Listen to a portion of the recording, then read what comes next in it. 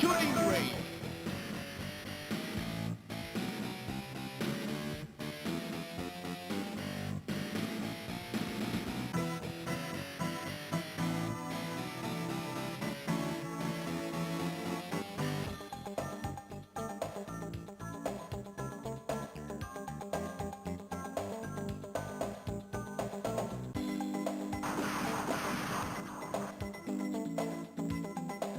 Nice shot.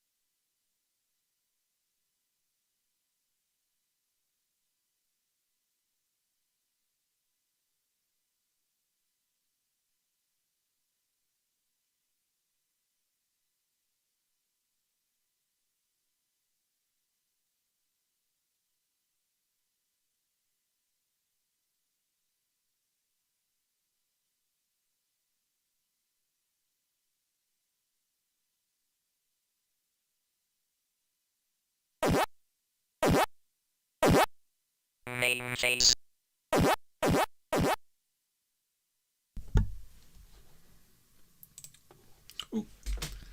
Hello and welcome, and sorry for the incorrect title at the start of this stream, and thank you for Carlo for pointing it out. This is various arcade games and a few others in MAME. For some reason OBS crashed last time I was updating the information, and we were left with the description from the previous stream, which was the CrazyPiri 1000 stream.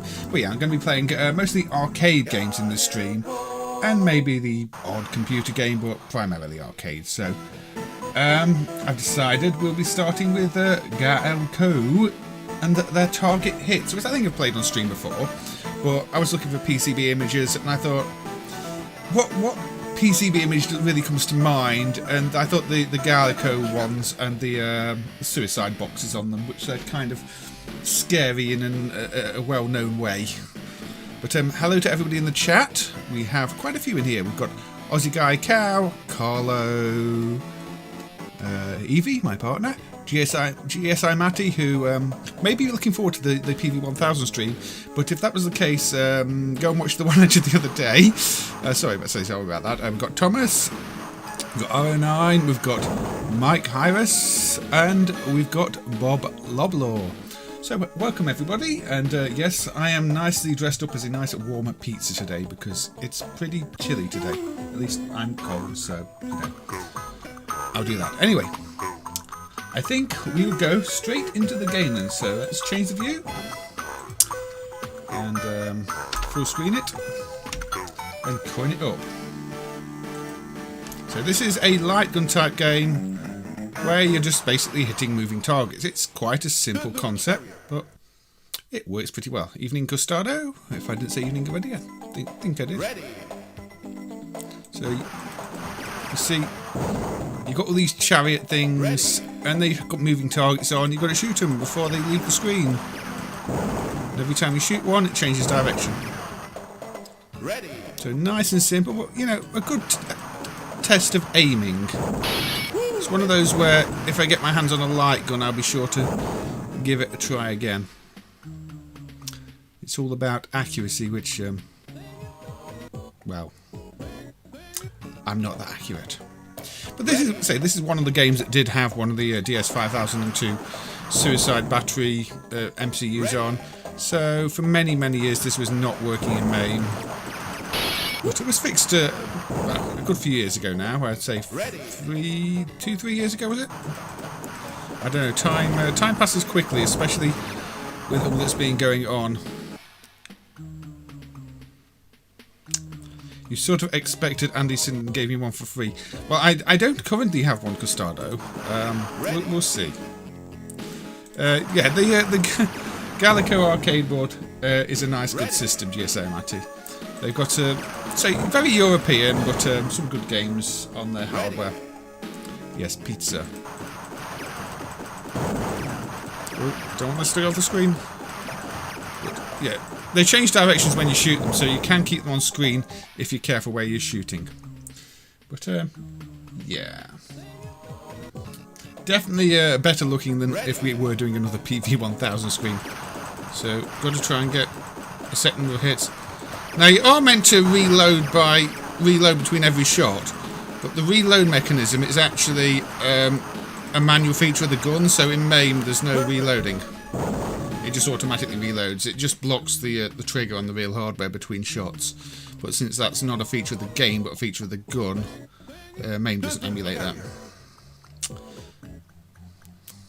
So yeah.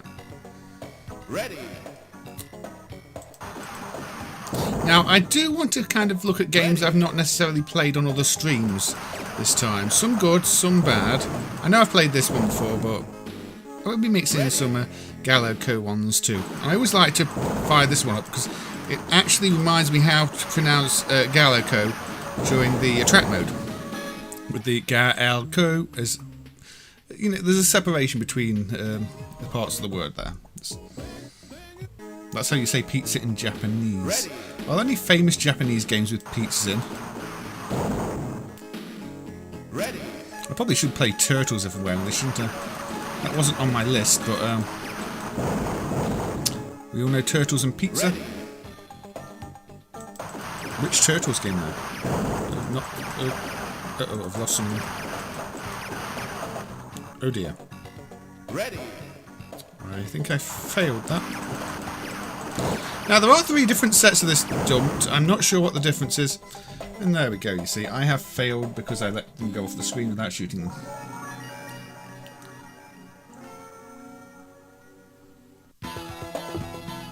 Please enter my name.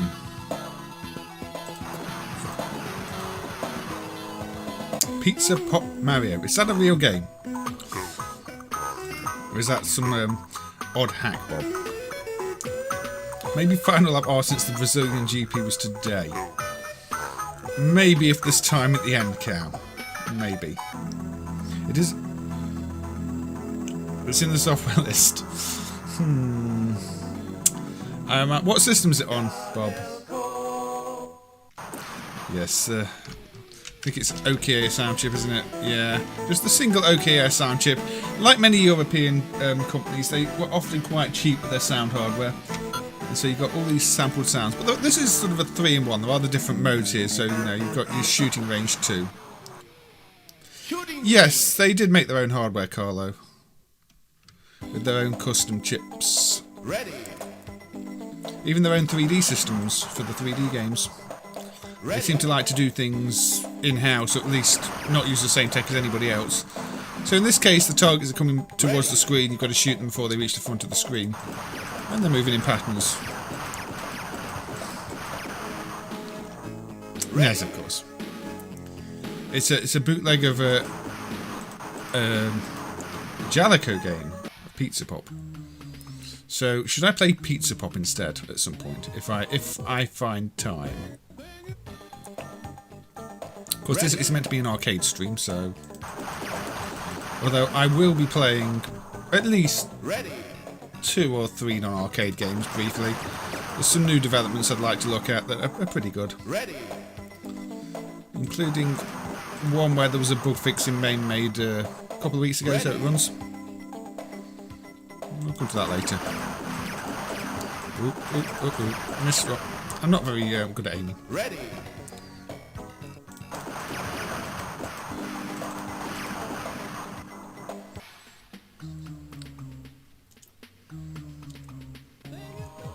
Does Food Fight have pizza?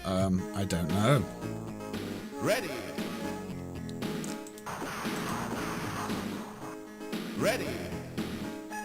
I might take the pizza thing off in a bit because it's actually quite warm now, but it was cold earlier.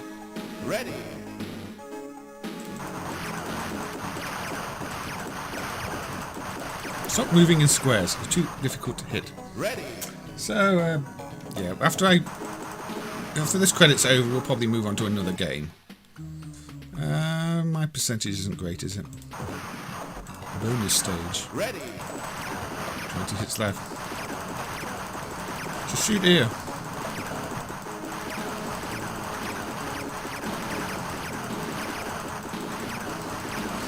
Now, supposedly this is easier with a mouse, so Perfect. it was developed by Arc System Works. They've gone on to do a lot more since for Gaelco. Shooting range. Scene 2. Now, for some reason, when I uploaded a standalone video of this game, YouTube decided it was Minecraft. Somehow. I don't know where. Maybe it's just the perspective look of stages like this. It just decided, oh yeah, that looks like Minecraft. That must be Minecraft. Let's tag it automatically as Minecraft. Does this look like Minecraft to you? Oh yeah, don't shoot that. The bad one. The skull and crossbow. You have a dolphin bar that turns the Wiimote into a light gun. Yeah, this is probably a good one to play with such controls. It's nice, simple. It's not fancy like Point Blank. It literally is just targets to shoot at, but they move in interesting ways. It's a test of skill, sort of, and I think it works without trying to be, you know, funny and fancy and flashy and silly mini games. But yeah, you do really want to play it with a gun. Uh-oh. I'm losing another life there. Ooh. You get good game time out of it, even if you're not the best at these things.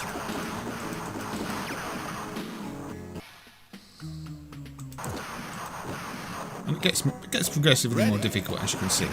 Now, there are 3 sets in this. 2 that are marked as version 1.1. 1 that's marked as version 1. No idea what the difference is. Maybe there's some pattern changes, bug fixes.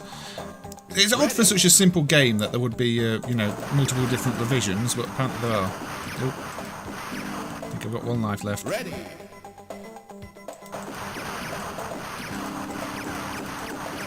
Oh. Yeah, okay. Game over for me. So yeah, as you can see in the system information, the DS5002FP is the nice little suicide MCU. So we're glad to have those dumped, and say we have Peter and Morton to thank for dumping those and making a whole bunch of these later Gaelco games playable.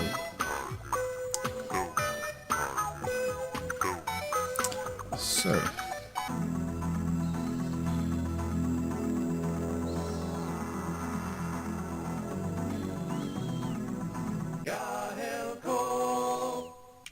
There you go. If Thunderhoop has no problems, Thunderhoop still has the crash if you die on level 4, although I will probably talk about that one in a little bit. I'm going to fire up Thunderhoop.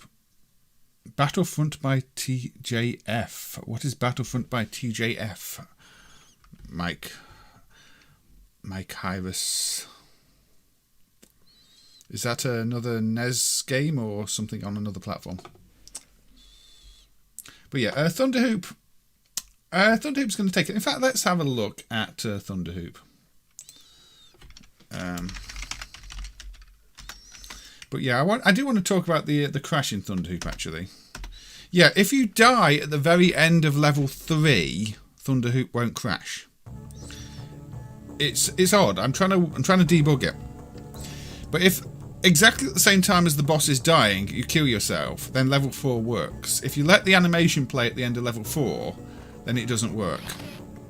It's a very strange one. I don't quite understand why that happens. But yeah, let's have a little look at it then. There will be much dying here because I am terrible at this game.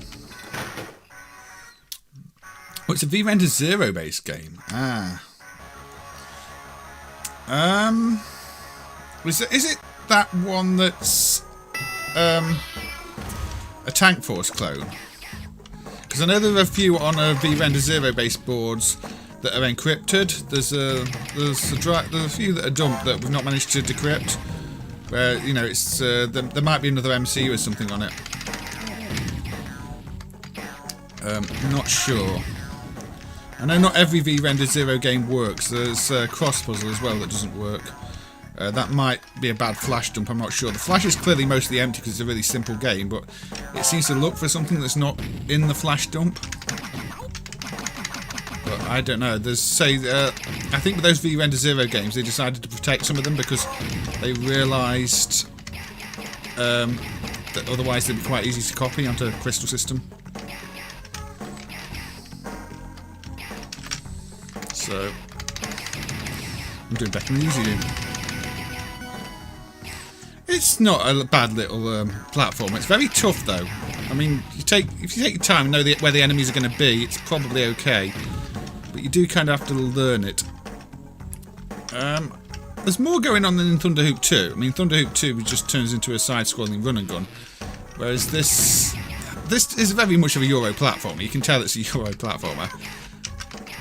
But I think a lot of people like it. But strangely enough, whenever I've asked for people to do tests on the PCB, nobody seems to actually have the PCB to do the tests for me, or, you know, test certain conditions.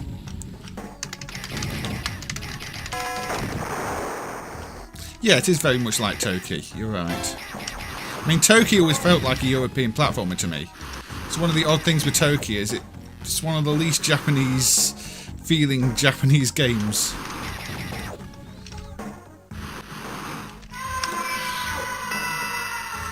Don't stand up too early. Now, I'm not sure what the counters with numbers on doing this. Is it just some bonus multiplier? Because obviously they often put them in tricky to get places, but I don't know what they do. Likewise, I've never really understood what the point in collecting the hoops is.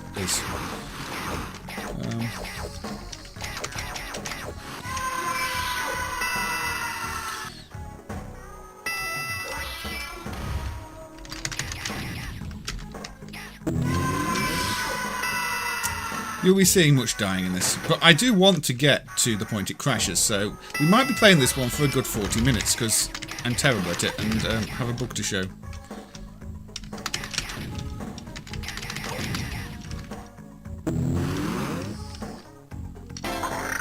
I could just use save states, but... Now you can fire down and up when you're on a ladder, which you can't fire down, and you can't fire down when you're not on a ladder. That's one of the odd design choices in this.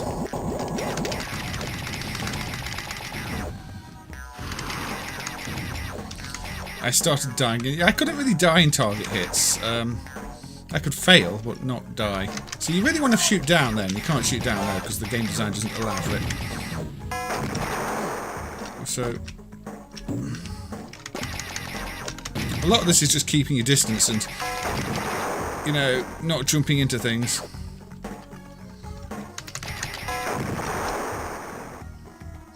Reminds you of Curry Kinton from Taito.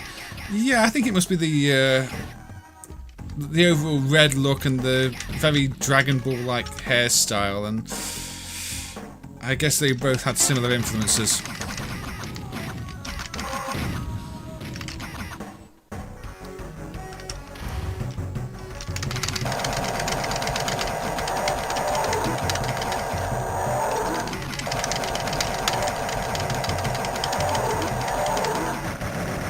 And it gets nice and bloody. Taking the bosses out quickly is probably the best strategy. Barcelona's game. Yeah, I mean, I can imagine it'd be popular in Spain. I still wonder if that level 4 crash is a bug in the game and there are different revisions out there. I'd love people to check their boards to see if they're running the same code. Because it just seems so specific that you can bypass it by, you know, dying on the end of level 3. It's a real pain to debug. And it's not one of the suicide boards, so it's not one where everybody's board's going to have died, so I don't know quite why I'm having so many problems getting anybody to do tests and, you know, try dumping different PCBs. But apparently nobody wants to help. Now, one thing I did notice is there's a video of this, a playthrough of this on YouTube that claims to be from original PCB, but it's clearly actually from MAME, including the various bugs, which is another problem, because if people upload things and they make it look like it's a PCB video, when it isn't, that just confuses things further.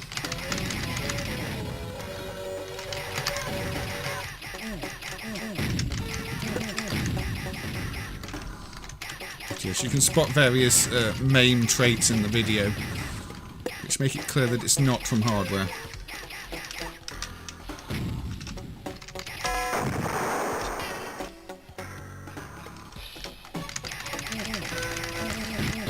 I think there were only 5 levels in this, but I'm not going to play all 5 levels because it's going to take long enough to get to level 4.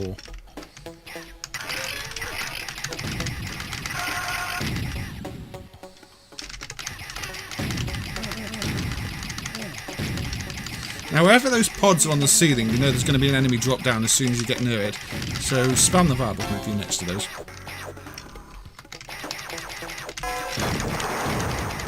I don't really remember the crashes, but did you get all the way to level 4? I mean, people have said it doesn't crash on the PCB, but then not shown the boot sequence from the PCB, and I really don't know. I'd like, you know, somebody with the PCB and a verified revision to reproduce it. Or maybe it depends on the difficulty dips, which is something like that that's not been figured out yet. I mean, I only just figured out that you can bypass it by dying at the end of the level. So there might be other factors involved.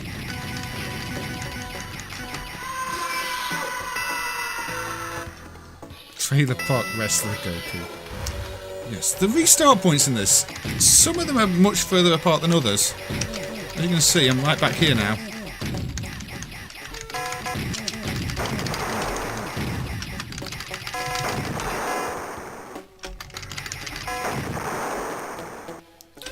Then you get other restart points that are practically together.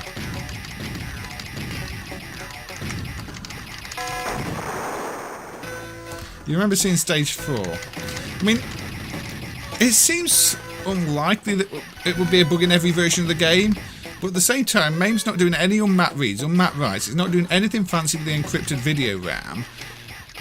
It's just the game decides to corrupt some internal state and crash. It's very strange. I need to test it in 2-player mode too. See what happens when player 2 reaches that section. So yeah, we'll be spending a little bit of time on this one, because I do want to get there and just show how you bypass it, at least if it works every time. It's worked every time I've tried it so far. I would have always expected the blades on top of these enemies to kill you too, but they don't. There's some odd choices in the game design here. But oop.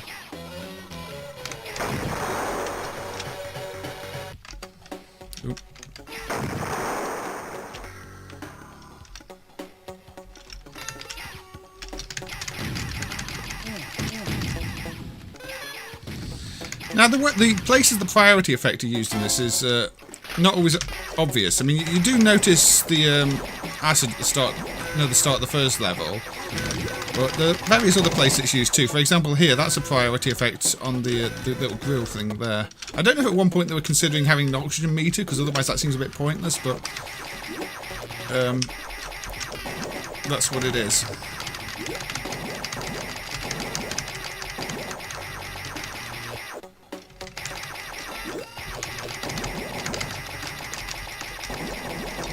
So apologies if I spend longer than usual on a single game with this one, but I think discussing that bug is important. And then, you know, if people do have the PCBs, it's easier for them to test exactly what I mean if there is a live demonstration of it.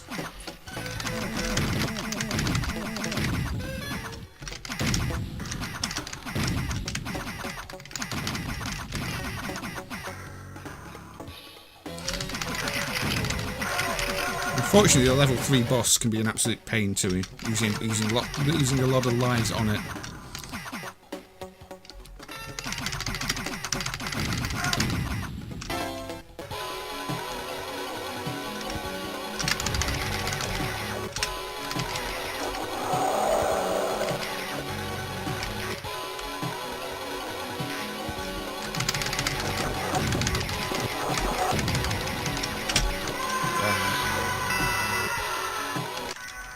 I'm doing better than usual though.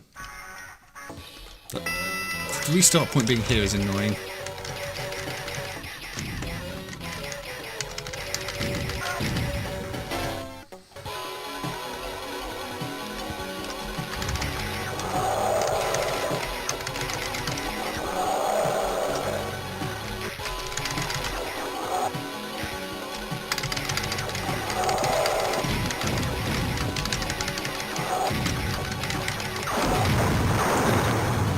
That is level 2. You're happy to watch a longer play on this one? Yeah, it's a nice game. So it's just a shame about this bug, which I'm going to try and find a solution for. Here's another case of the priority effects used. These cars have priority over the sprites, and those spikes where the green things are do too.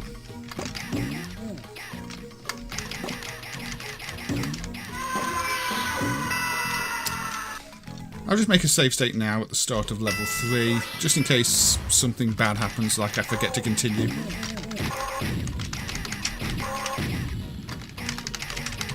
Because sometimes I can get distracted by the chat and just forget to continue. I've done that before. You've all seen me do that before. This always feels like a boss, but it's not a boss. That piece of steel there to the right has priority too, as you can see. As does that pipe where the little red guy is. And a little bit down there.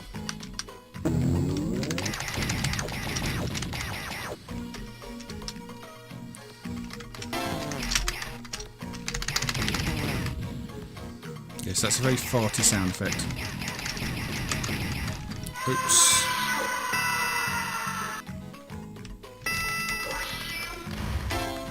Level 2 boss music has a semicon feel. I've never noticed that myself, but I'll have to listen out for that. Let me get this guy again. So I think now you can actually just force your way past him and it restarts you after him. If I die.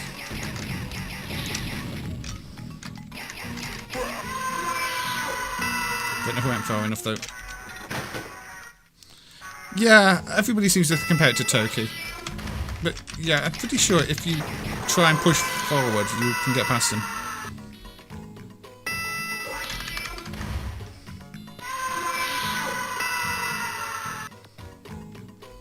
Maybe not. I don't know.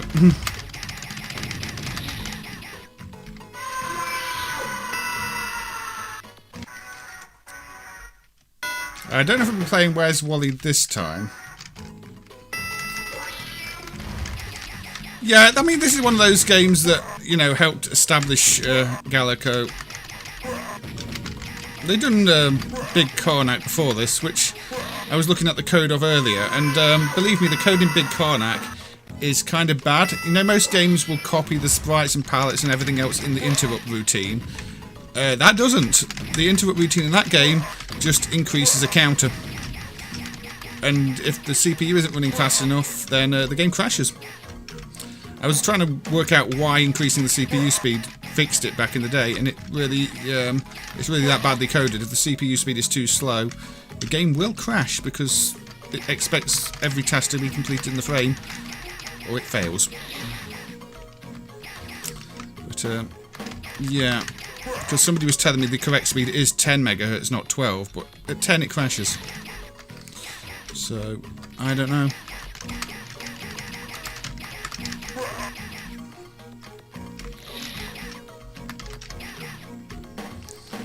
Yeah, I'm pretty sure you can skip this if, say, if you jump over him and jump far enough, but there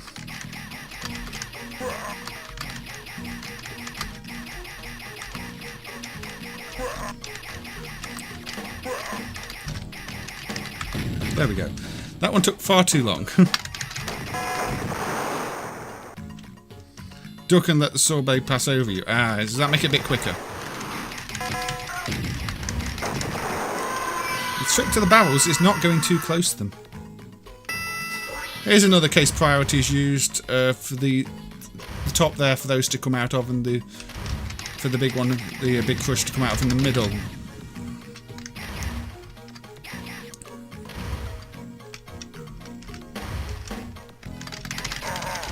I know this one you can run past, if you don't mind dying. The doors, yes, there's... I don't know if they were a fan of the doors, but the doors just seem to be printed in quite a few places in the level. There we go.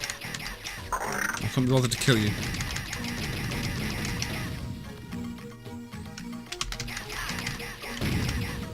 Now... Oh, we have another one of you, don't we? See, that's unfair. You clearly get a hit on him, but then he kills you. But... Crook has priority.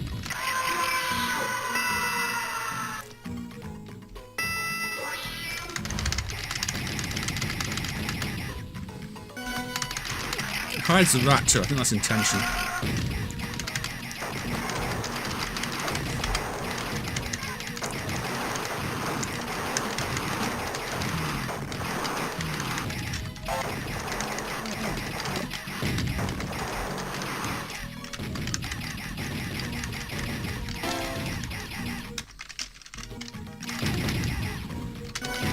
So here is the boss, which we will save state on.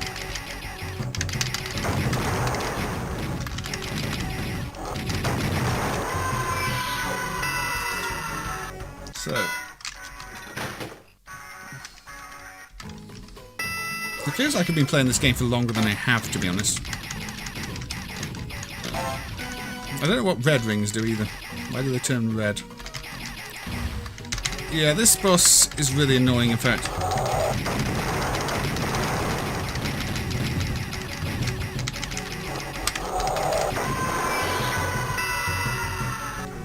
So, we did make a save state, didn't we?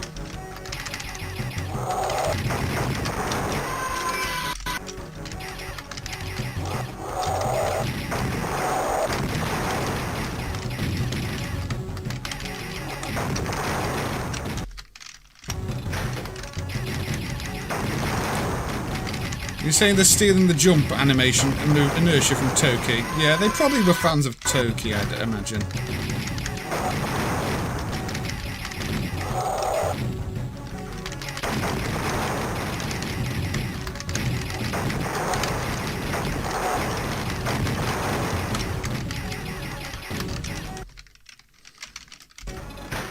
There you go, the enemy is dead.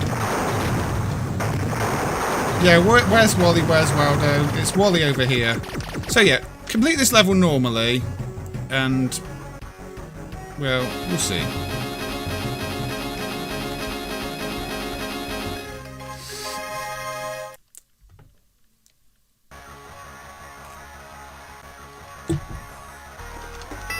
Now, walk over here, die. Doesn't matter if you continue, if you've still got lives left, the same happens. The game hangs. It actually executes an illegal opcode because the stack appears to be corrupt, and the game hangs. So that's good fun. However, what I noticed is if I die, I think I died too early.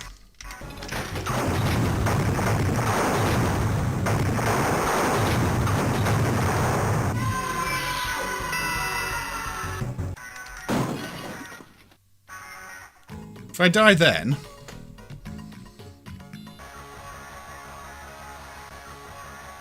in my tests earlier,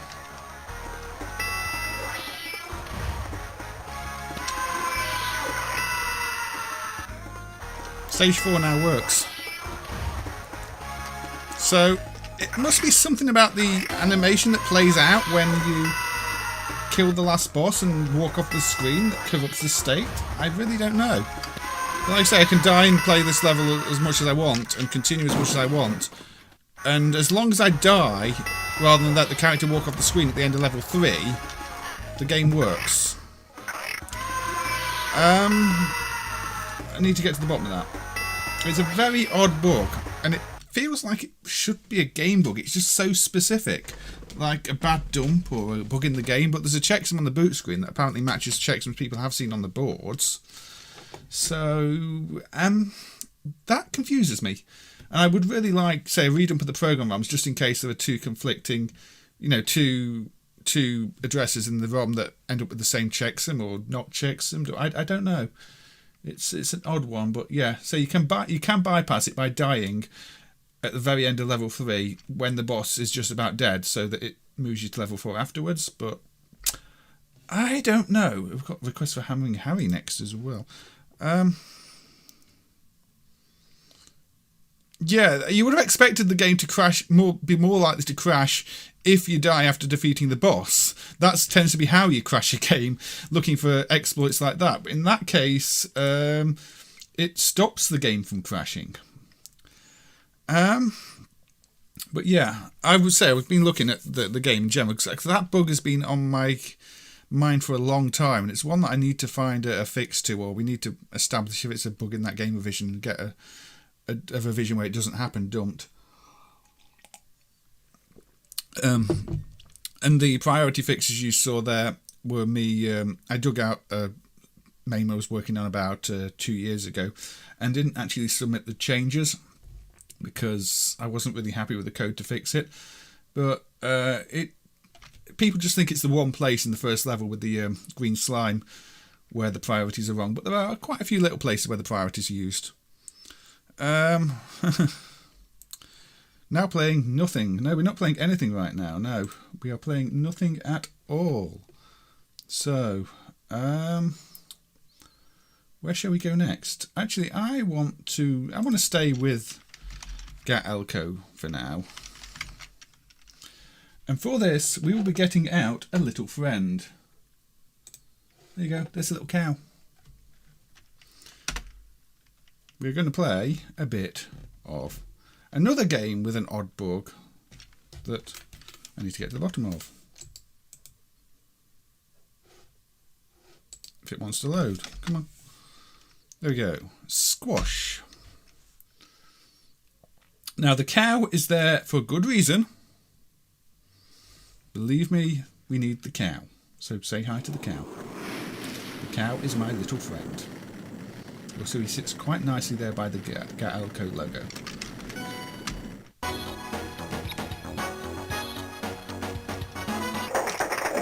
The cow is there because that lady behind the cow is topless. I don't know why they decided to put a topless lady in the crowd, but they did. So yes, this is not the only arcade squash game, but no, MAME testers is a problem for a lot of people at the moment, Wolfaz, myself included.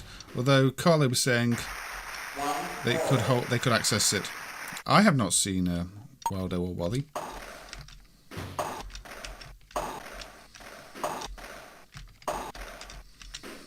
I just see a naked lady in the crowd who really shouldn't be there.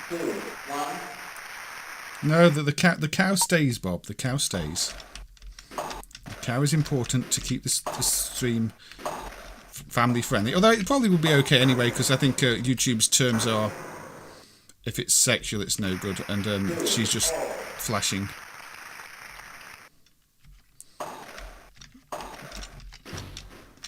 But yes, it's a bit like Pong, but against a wall.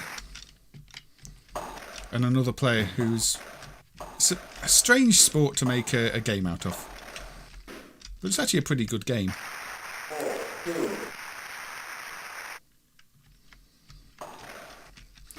N64 in general doesn't work well in MAME. Karnov was in lots of games, I thought. I mean, not his own games, but, you know, he had Fighter's History as a boss, Fighter's History Dynamite, aka Karnov's Revenge. Karnov is in, I think, makes guest appearances in all sorts of things like, is it Diet to Go or Tumble Pop? I think maybe Bad Dudes. Data East mascot shows his face a few times.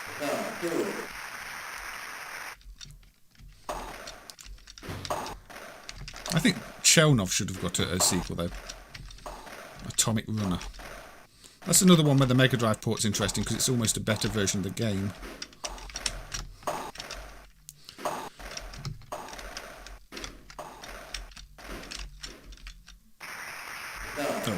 Oh, it was my turn to hit the ball. Karnov is in Bad Dudes, yeah. He makes quite a few little cameo appearances, that's what I was saying. His own games, yeah. Unfortunately, that's unlikely to happen now unless whoever owns the Data East IP at this point decides they're going to bring him back.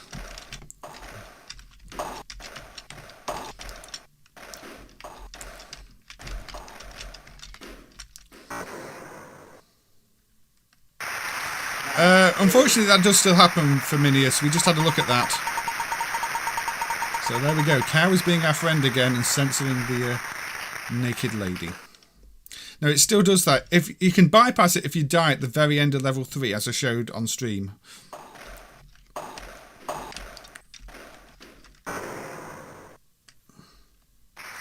Gemini Wing, yeah, Gemini Wing's a good one. Airbusters, yeah, that's a pretty good Kaneko title. You're right. I do play a bit of Airbusters. I don't know if I've played Airbusters on stream. I know I've played Gemini Wing.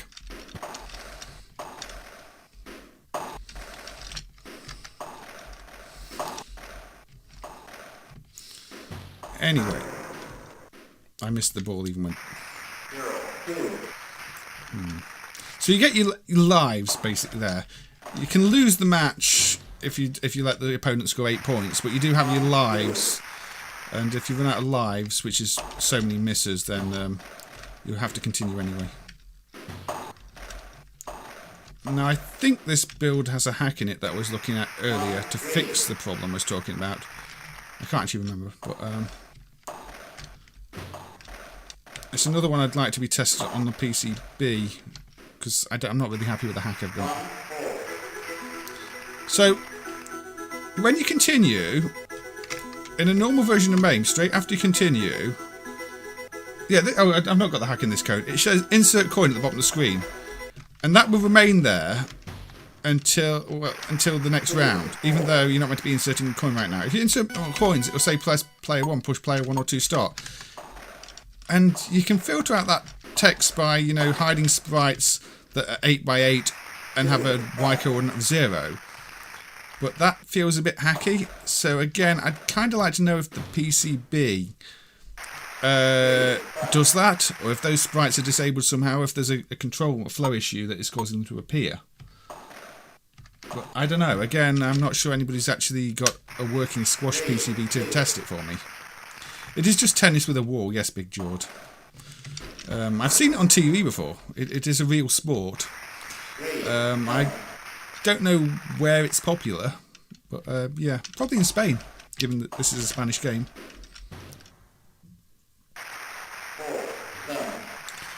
Kornov, Chelnov, Windjammers and the Cougar trilogy are all owned by Pion, a company formed by former Data East employees. So they're in hands of people who've had something to do with them, at least. Anyway, I'm going to actually take off my pizza top because it's actually quite warm. I'm actually getting quite hot.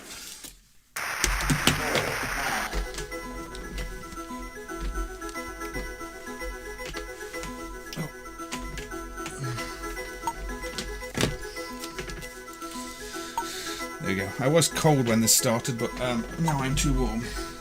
Anyway, so yeah, that's another little bug. That is, again, it's quite easy to bypass in MAME, but I don't really want to submit a hack that just disables all 8x8 sprites with a coordinate of 0 because it feels like a hack.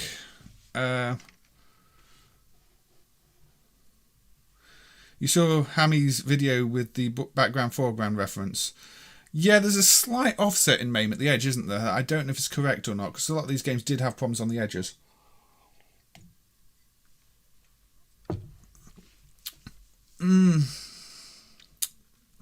Spain had a big arcade industry, though. It was massive. Yeah, again, is it a hack, though? Maybe there's just some special case in the sprite hardware which says a sprite with 8x8 setting and 0 coordinate is end of list. I don't know. It's just very strange. They're clearly not meant to be there. They're clearly some sort of leftovers. The game has its own graphics for displaying push 1 or 2 player start anyway that it uses when it needs them. So they have no purpose and they don't need to be there at all. Right. Say hello to another cow. Because cow is needed for this one too. Cow is being very helpful today. This time we're going to Italy and we're going to play a bit of Powerballs. Maybe I should play a game based on a popular search and find book series. Maybe I'll play that one in a bit. But I want to play Powerballs for now. I'm sure this must be stolen music. Territory. Not territory, territory. Now, how 90s does this look? Powerball. Powerball. Now, you are wearing Italian colours. You are... yep, so... What a great selection of characters. Yeah, there's quite a few spelling errors. Now, the reason for the cow is the woman at the bottom likes to flash us, the one on the right, so the cow is necessary.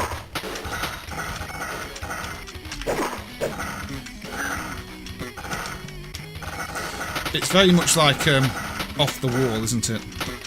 Just with...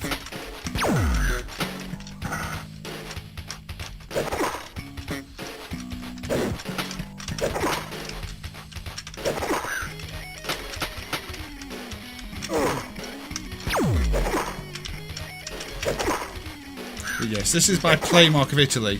There's a version on its own hardware, I think, and there's one that's on a conversion of Super Slam, which was the bootleg they did of Super World Court. To be fair, a lot of the Playmark hardware is quite similar to each other, so just different sound MCUs in many cases.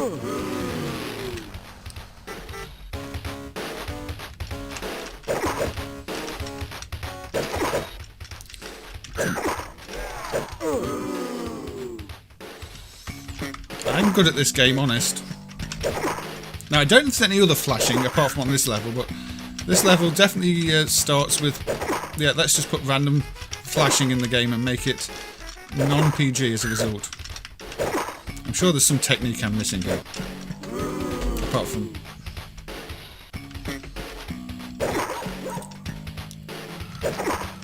Well look, I've got a red, white and green striped shirt.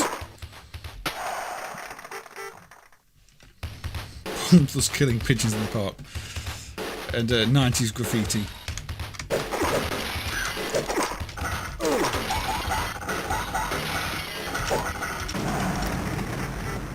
And explosives.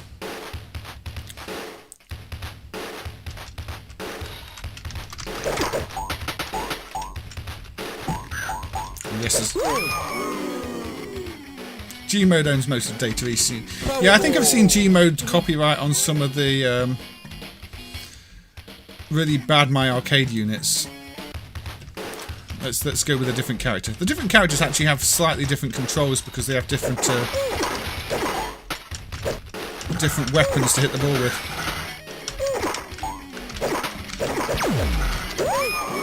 This kind of almost feels like they played something like Windjammers and Off the Wall and decided they were going to make their own modern sports game. Although, I don't know.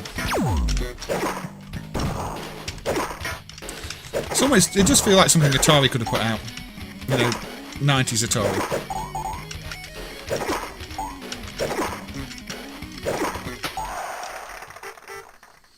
I feel like I should be rapping or beatboxing. You don't want either of those things to be happening.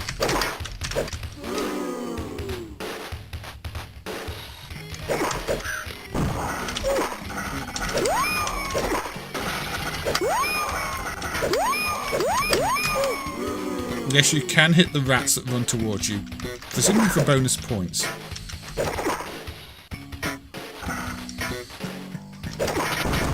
So I would like to once again thank the cow for censoring the image, even though currently not required. And I hope that Playmark don't decide to put any nude ladies elsewhere.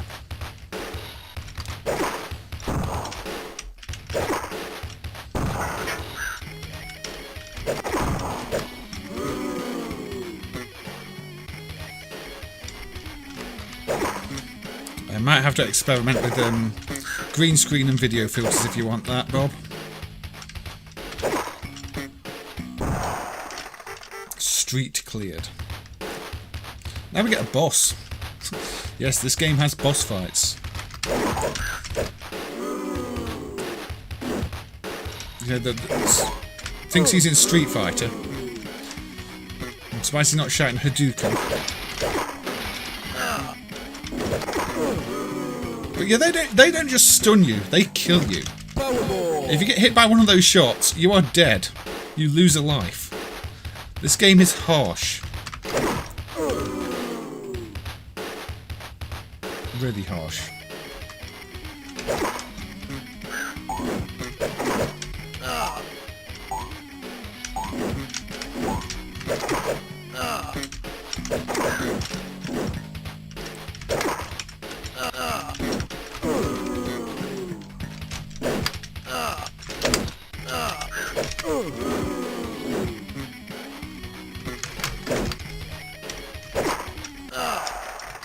You don't even have to hit the ball after you finish the stage, though. You can just let it go past.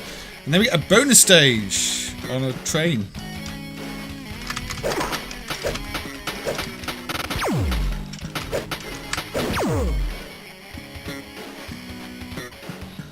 Yeah, ADPCM jams. I wonder if they're stolen from somewhere.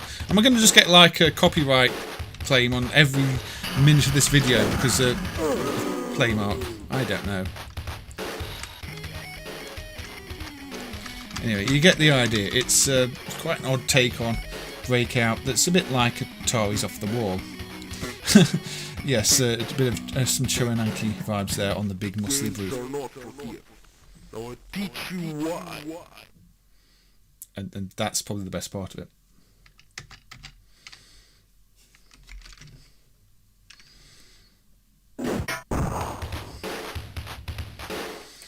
There you go. Power balls. The most 90s looking game that wasn't released by Atari, I have to say. Right. Hey Andy, I'm doing well, thank you. I hope you are too. Has anybody else joined that I've missed? Good, always good seeing you. Right, there appear to have been quite a few requests for this thing. Oh, we can take the cow off now. We don't need cow. Cow, you have you have served your purpose. So for some reason, it is wanted that I play Where's Wally? There you go. Now, I did note at some point, if we go through the graphics ROMs, I can't remember which graphic ROMs. That's the Sega VDP. That's not in there.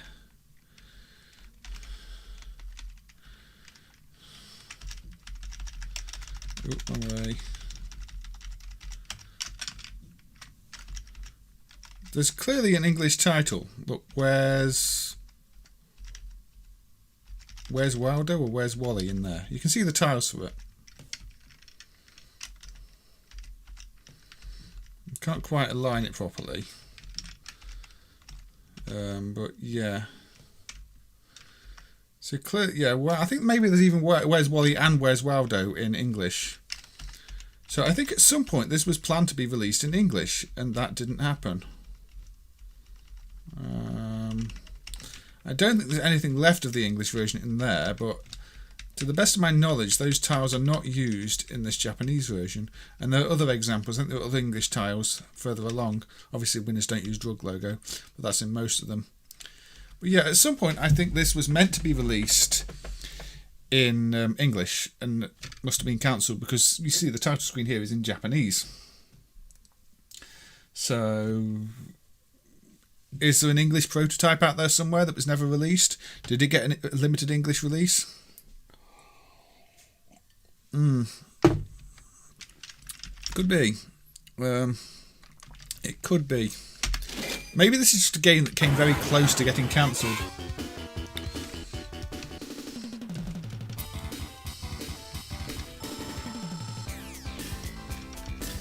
So where is he hiding? Oh, he's up here, isn't he? What's his name in Japanese? I'd assume Wally because it says Where's Wally at the top.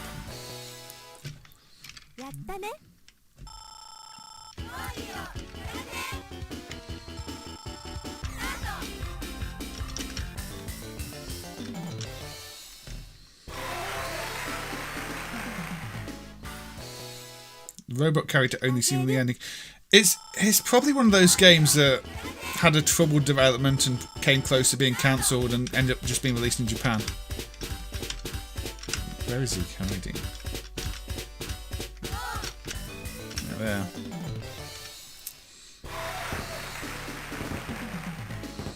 I mean, it's a decent video interpretation of the video game interpretation of the books. To be fair, I think Sega did a really good job of it.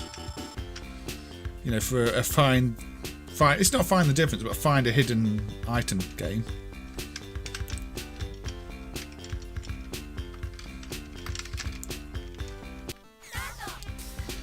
Is this a find what changed?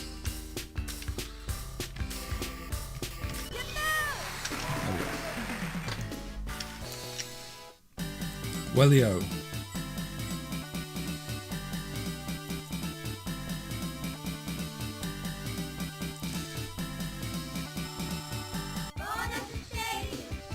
Hey Jeff Mark 2, welcome, I hope you're doing well. Now, these bonus stages are quite odd. We have Wally Giants,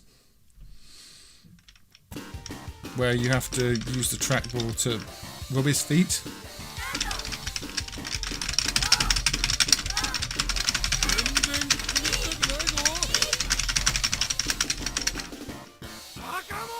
I think I did it wrong. You probably actually need a mouse to move in a circle for that bit, and I'm playing on keyboard, so that doesn't work so well. Or trackball. I don't know.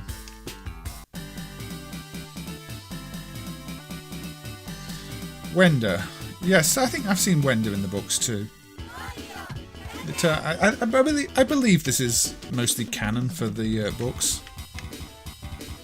There's a NES version developed by Bethesda Softworks and published by THQ. Yeah, you can roll the trackball. Oh. No. What? Oh, you're there. Foot massage bonus stage. Yep, Bob. It's a very odd game.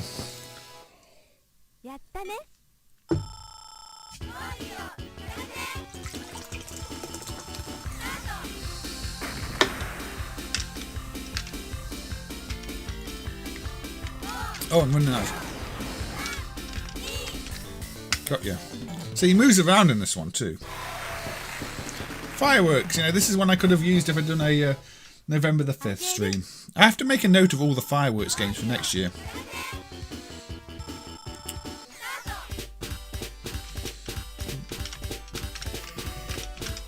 Not the right...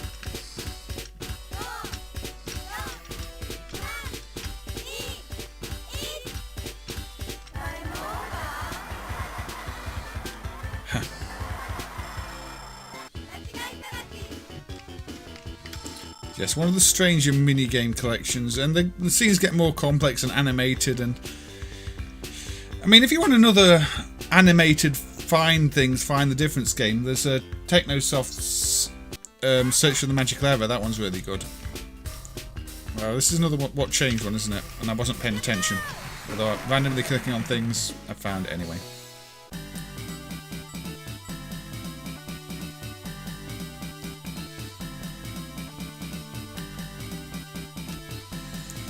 Who's Waldo, Wally. There's some unused music too. Yeah, it'd be interesting to know if there is a way to enable the English content, but usually with Sega games, they've taken it out entirely. I mean, you see the same in others. The Sega Sonic Arcade trackball game has got a bunch of English stuff in the ROMs that's not used, which suggests at some point there was an English version in development, but Sega's compile process usually strips stuff out.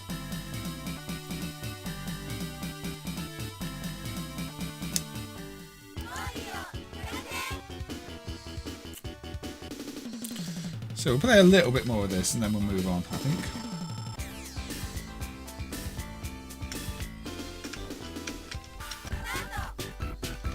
Ooh.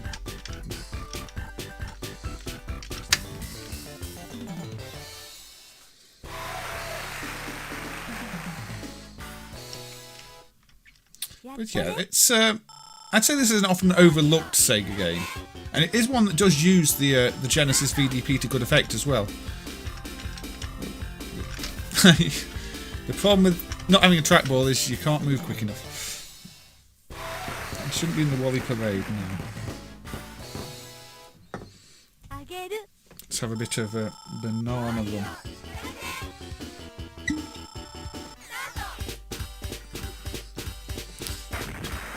Anyway, I think we've seen enough of Wally. There he is, he's in the middle at the bottom.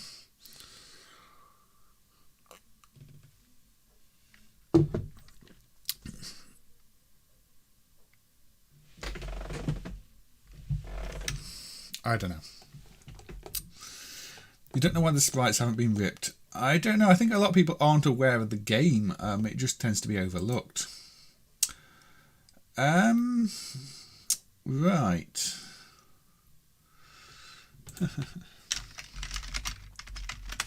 I don't know if I can play this one easily. But I should have probably played this one earlier.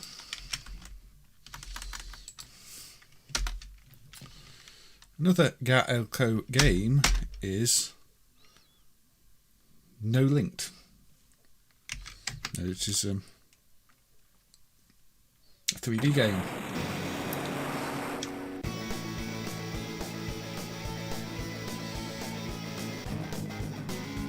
Where you deliver pizzas. So yeah, I should have played this one while I was wearing my pizza top, but you know, I didn't think of it at the time. I don't know if the controls are set up on this at all, but anyway.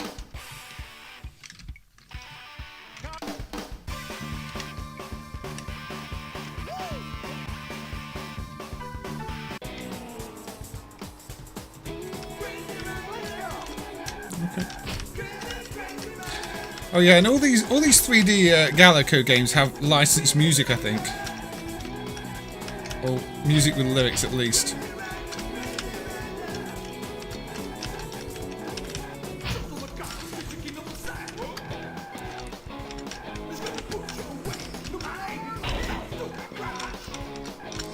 Now, if you play Smashing Drive, which isn't emulated in MAME, you'll know that that's kind of similar to this, but with a taxi. It's not quite Crazy Taxi as people seem to think it is.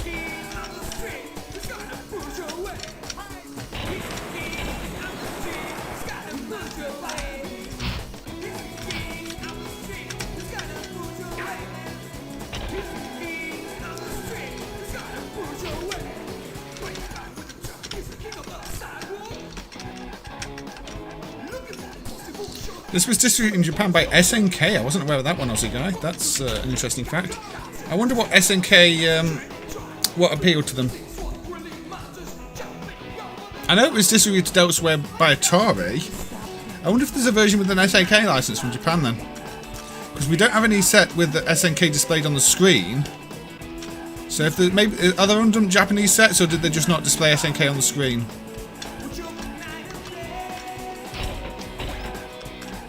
Unfortunately, I'm not very good at it, as you can see. I think there's technique I'm missing. And there's definitely shortcuts I'm missing, like that one there. And jumps I'm missing.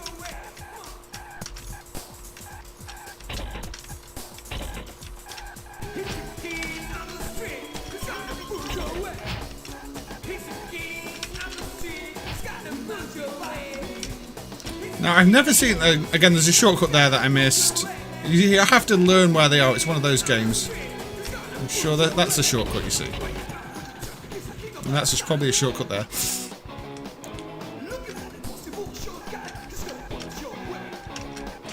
Ooh. I'll make it. I'm not managing to get my pizza delivery targets. I'm probably missing something entirely. You could, yeah, I guess this is one you could find in Spain at least.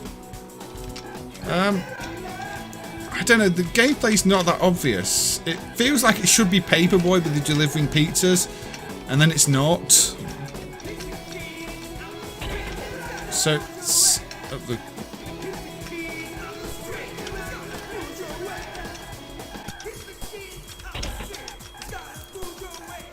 run out of time. I think this got a PlayStation port that wasn't very well reviewed too, and then a cancelled Game Boy port that was actually pretty good fun, which was more like World Rally than this game. But yeah, it's alright. I like the presentation, I like the theme, I like the style.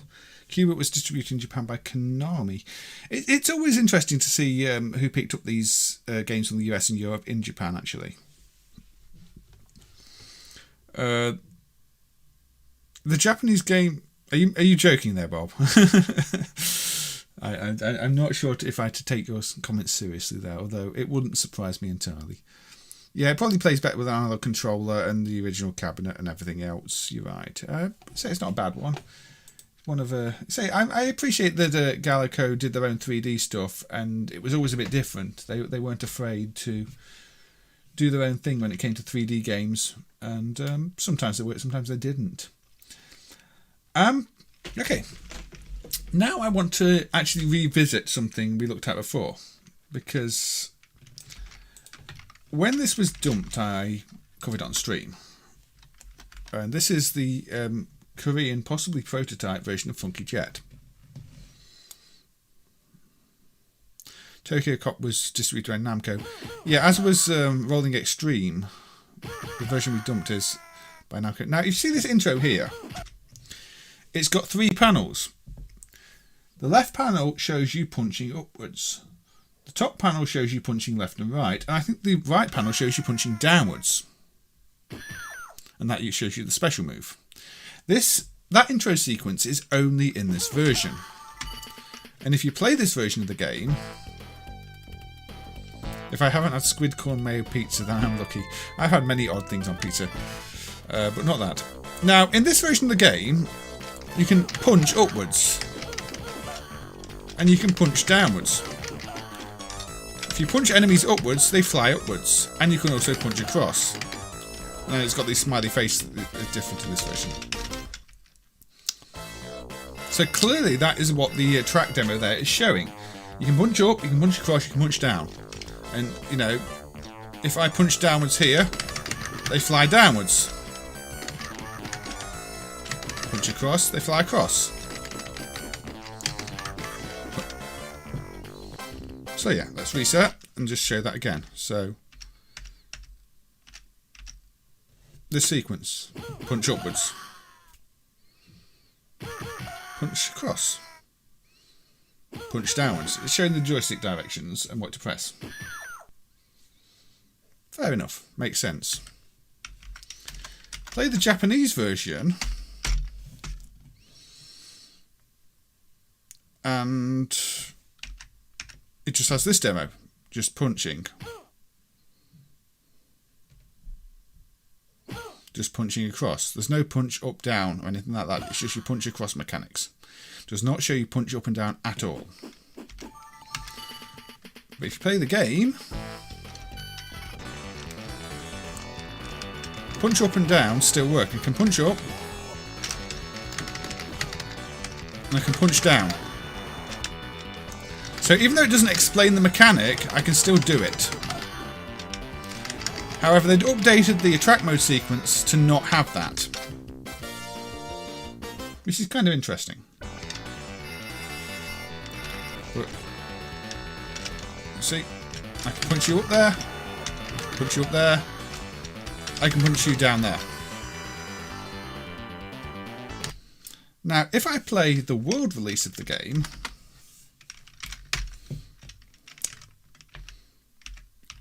it has the simplified attract demo that only shows punching left and right.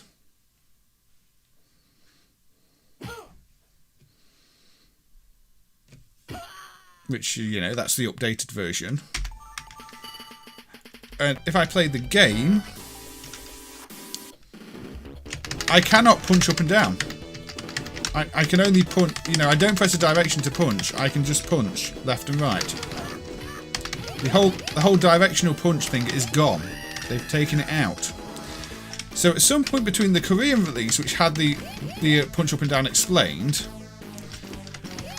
the Japanese version that still had it but didn't explain it, and the world version that doesn't explain it and doesn't have it, the game has become significantly worse.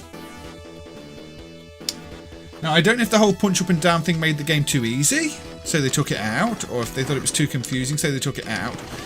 But I've always found Funky Jet to be kind of a bad game, not very enjoyable, not very playable. But that's because I've only really played this version, the world version, properly, and not realised I was missing an entire gameplay mechanic that for some reason Mitchell decided to strip out of the game.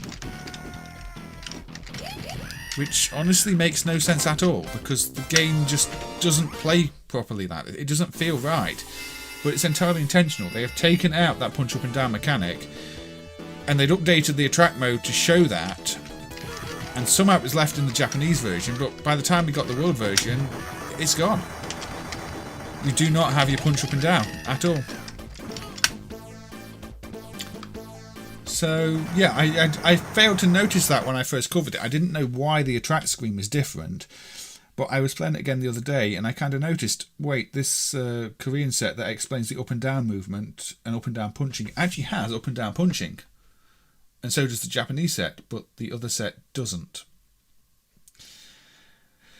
One of those odd things. I mean, people often ask, what are the differences between all these clones? What makes them more interesting than other ones? And that's one such example. You know, you're far better off playing either that Korean set or the Japanese set than the world set in the case of Funky Jet. The world set just feels a bit like a broken game and not much fun. Anyway, no, I quite like the proper version, Carlo. I think this is vertical. Yeah, this is vertical. Okay. Let's play a bit of a random selection here. This is Springer from Orca. So, their dolphin logo. I think this one gets overlooked all the time too. You play some sort of bunny. It's probably not a very good game, but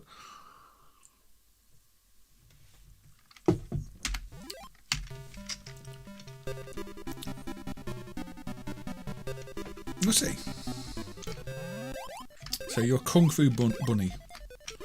Up is jump, like in all good platform games. And if you fall off the platform, you die. Your movement is incredibly slow. You're collecting toothbrushes and sunglasses and the odd carrot. And you can hop, look, hop, hop, hop, but then you fall down. Yeah, Mitchell's attempted doing Snow Brothers. To me, it feels more like an entry in the Tumble Pop series, and the hardware is very similar. But yeah, I don't mind it. But yes, they really messed up the Western release. You are correct, and it seems entirely intentional. Oh yeah, you can jump down from platforms and still die in this one.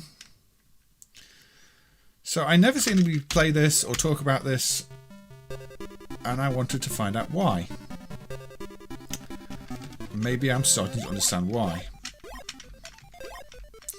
But the previous comments were about Funky Jet, not this.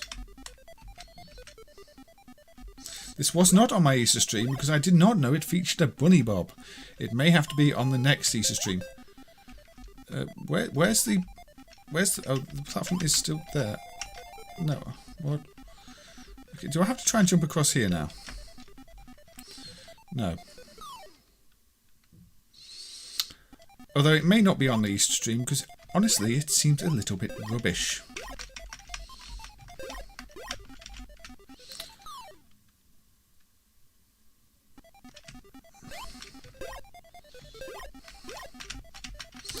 Now, some Orca games are alright. I don't know.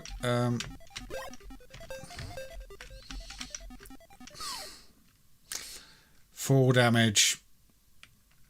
There's a 2600 version by Tiger Vision. They must have been desperate to port something to port this. Maybe you get used to it. I mean, you know, there are some games that are really easy to write off at first. I've seen people write off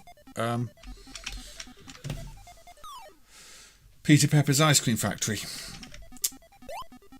But so far, the painfully slow movement combined with the 4 damage, combined with platforms that seem to vanish when you least expect them to. It's like, that goes up and down. Great, good. I'm going to go down on it. And it's flown away. And now I can't jump down there. I can't jump up there. And I can't jump to that. And I can't jump to... Yeah, this is kind of bad.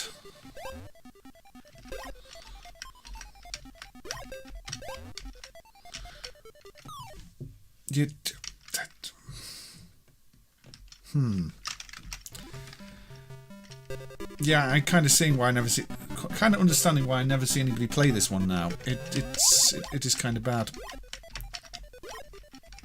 I can get that far. I can obviously jump back down here and hop along here and hop up here and hop up here. Can I hop up? Now the cloud wants to vanish. Oh, it's come back.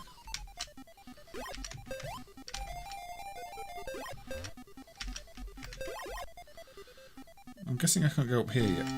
Oh, I can leave the level. You don't have to get everything in the level.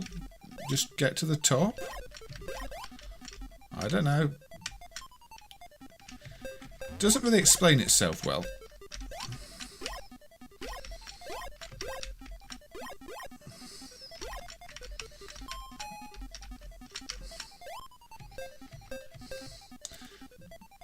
Beethoven's Fifth Movement 4. Is that the music? Good evening, Alice Down. Hope you're doing well. You join us while we're trying to play Orca's Springer, which is not Orca's finest hour, if we're quite honest.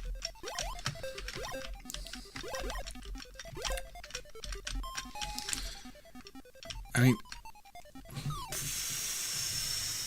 Oh dear. Yeah, I think you just have to get to the sun. You don't have to get anything in the levels, which makes it an odd platform game. But you do have to not get killed.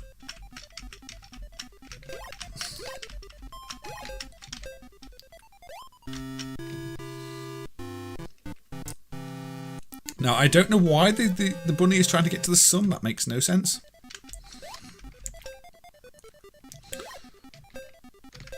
But yeah, not the best thought out platform game I've ever played. Oh. The fall damage ruins it.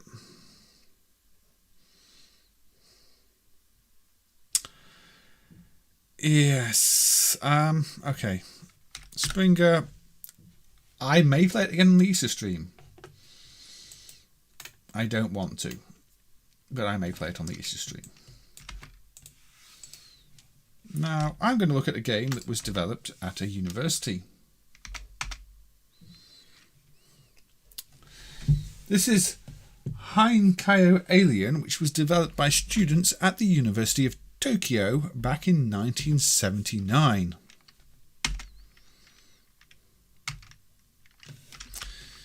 So, this is... there's no sound emulation. I think it's discrete sound, unfortunately. Now, this ran on a clone of Sega's Victual hardware. And was subsequently bootlegged and, and then licensed by Sega and released as Digger. But the original version apparently ran on cloned hardware. But this is one of those go around and dig holes and trap the enemies in the holes. They also look like little bunnies, to be quite honest. This game is famous. It is. It is an important game that has spawned other important games because without this game there may not have been a Space Panic, and Space Panic is often considered the first platform game. Space Panic turns this on its side and does it with platforms. So yeah, this is quite an important game, and it was developed by students at the university. And not many games are developed by students that end up in arcades. There we go. You're trapped in this hole here. Let's get rid of you. Oh, didn't manage to do it in time.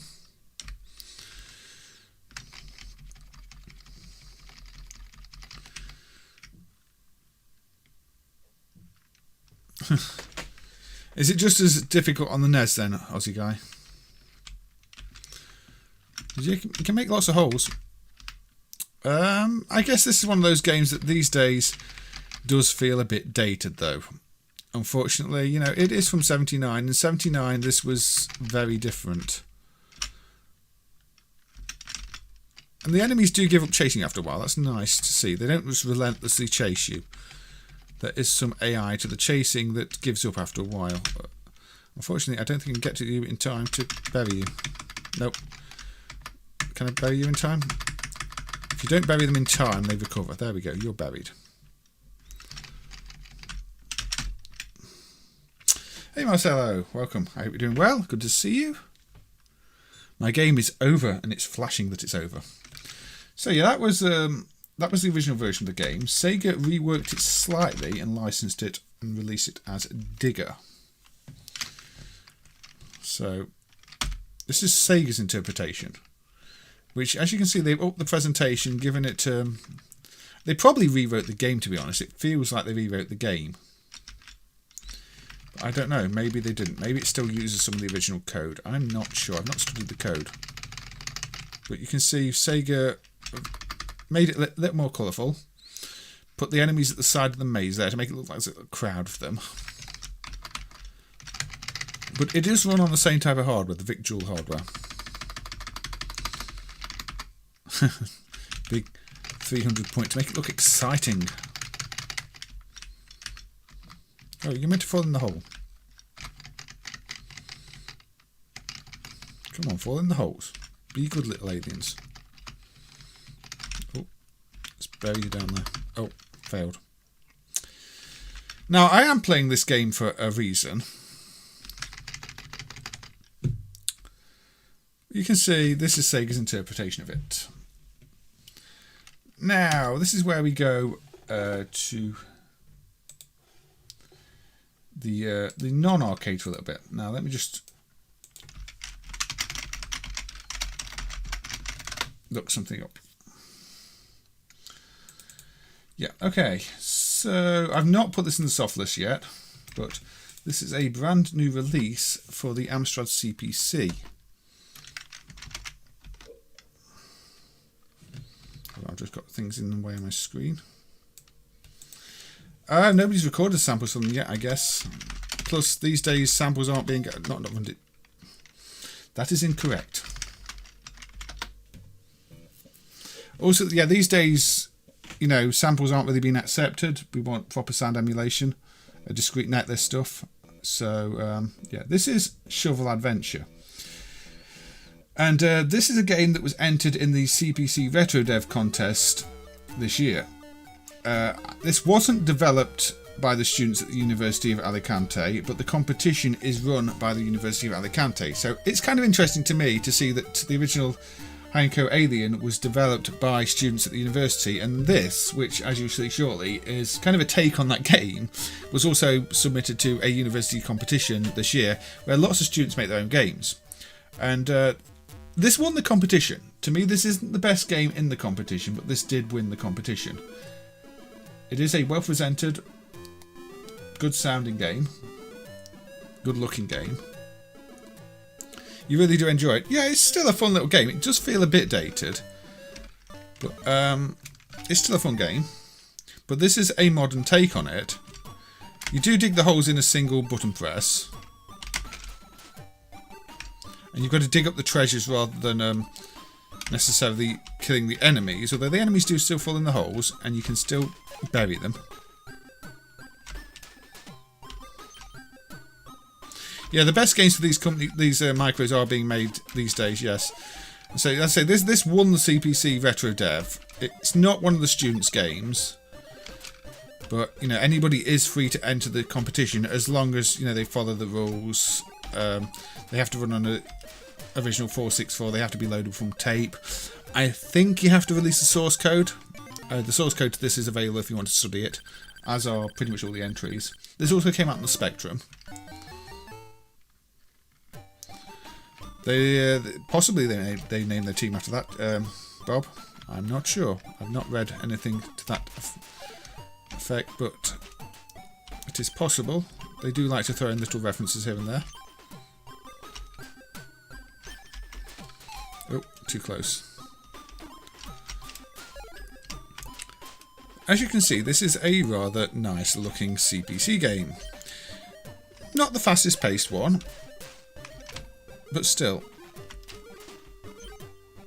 You get the treasures, you get your little ant thing, and you get the exit, and you don't get killed by the mummies. Don't fall in your own holes too, because you can do that, and it's a bit silly. And as you can see, I'm not playing it very well.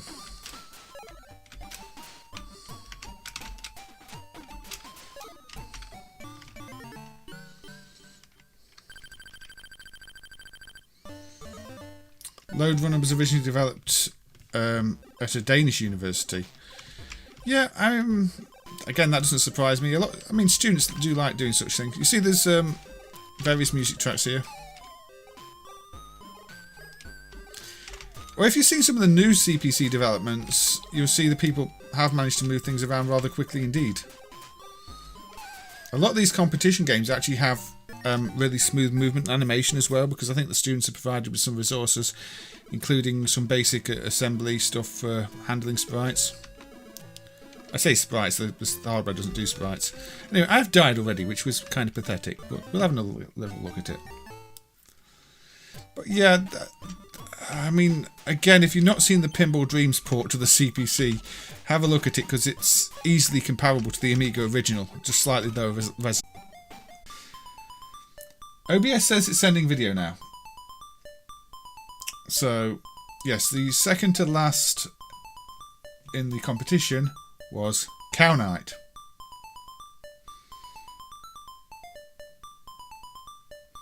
I'm assuming you're saying lol cow. Main screen turn on. Right, so Cownight, temper your expectations, but since it's a game with cows, you know we have to cover the game here. It's the rules. So Cownight, press space to start, QAOP, hide unhide. I don't think hide is an intentional joke. The UFO beams down rainbows, and you've got to hide under a cow. If you get caught by a rainbow, you lose. If you hide under a cow, you're fine. This is the game.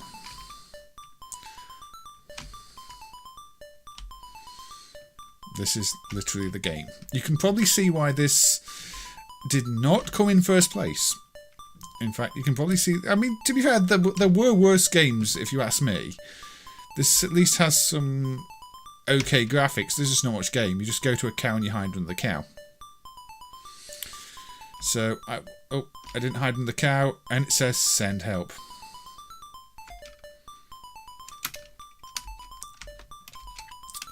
So, you like this one, do you, Cal? Yeah, maybe you should have been on the judging panel and this would have finished a bit higher. But I find it fascinating that somebody decided to make a game with cows in, to be quite honest. But you can't hide when you're not under a cow. You've got no animation on the main sprite. The UFO destroys the moon slightly because that's clearly what they do. But yeah, it's hiding under cows. We may have already seen enough of Cownight. But naturally, if there is a cow entry into a competition that I pay any attention to, you must play it. Yes, we are saving my own hide by hiding under the cows. That is correct, Bob. Yeah, sorry about that. Virgin, kind of useless at times. So, while we're doing CPC games, we may as well complete the trilogy of non-arcade things I was going to do at this point and have a look at a recent release for the CPC that wasn't in the competition, but it's kind of interesting in its own right. Now, I don't personally think this is the perfect port of the game. I think there's room for improvement. It's a little bit slow, but this is one that Barry Roadworld, aka Malamut, fixed a bug in the Amstrad CPC driver for, because before, when you tried to start the game, it would hang. He's made sure it doesn't hang, and this is a port of Puzzle Bobble. It doesn't say it in the bottom corner because I've not added it to the software list. But yeah. Oh, yeah, one of the things with the competition was if you incorporate a rainbow in the game, you got bonus points, because they have a little thing like that every year. But this is obviously a modern port from this year of Puzzle Bobble.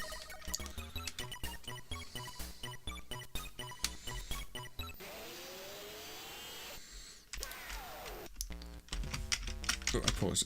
Now, my main complaint is that you can't move, you can't aim while you're shooting. It pauses the game while it calculates everything. And I don't think it's got all the original scoring system either. And sometimes the piece movement's not quite what you expect.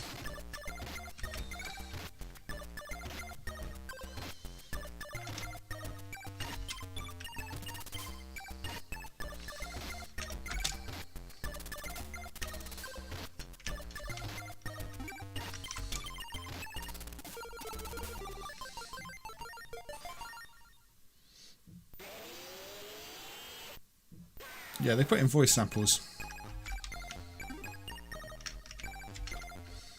And different backgrounds with music that matches the backgrounds. See, that didn't move as I'd expect it to. I mean, it's an okay effort for the CPC, I think. It's just a shame the game physics are a bit wrong.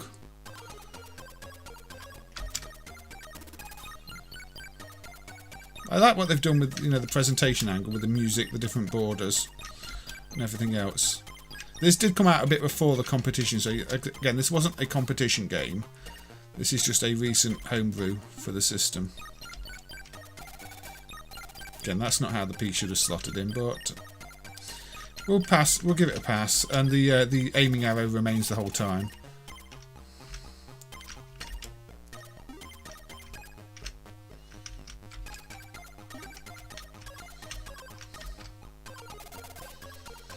Yeah, it doesn't disable the aiming line, maybe because you really need it with the aiming being a little bit dodgy at times.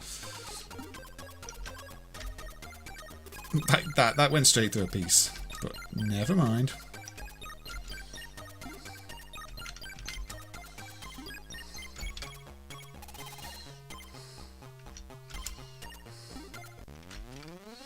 Also, yeah, the kill line is a bit higher than you'd expect. Reminds you of the Game Gear version. I think the Game Gear version has smaller sprites, doesn't it? Got a bit of Parasol Stars going on with the background here. And the music.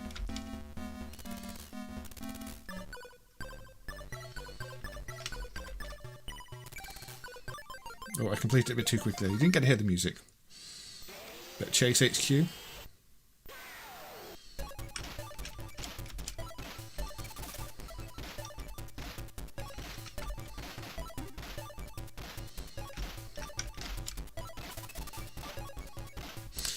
Yeah, I mean, I don't know if some teams could have done it with the bubbles animated, but it would be asking a lot to do them all at once. I would have liked to be able to move while they do disappear, though, because it just slows you down too much when you can't aim while you're, you know, waiting for things to drop.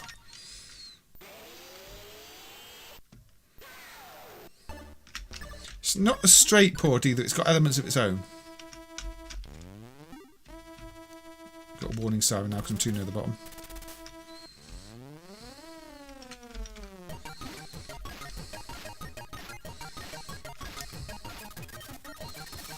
But yeah, after this we'll be back to arcade games, because I did say this was an arcade stream.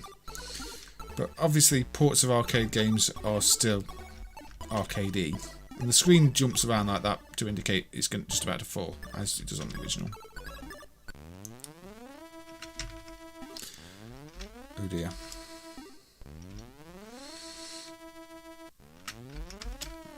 I mean, if you hadn't played the original Puzzle Bobble, or it didn't exist, I think you'd consider this to be a pretty good puzzle game.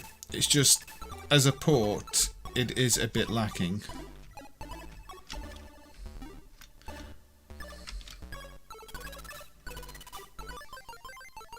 Yeah, a short aiming line might have been nicer. I think they said it was based on the Game Boy Advance version, maybe?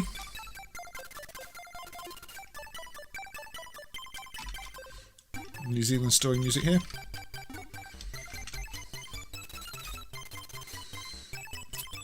So I think it's a good effort for the CPC, it's just not a perfect port.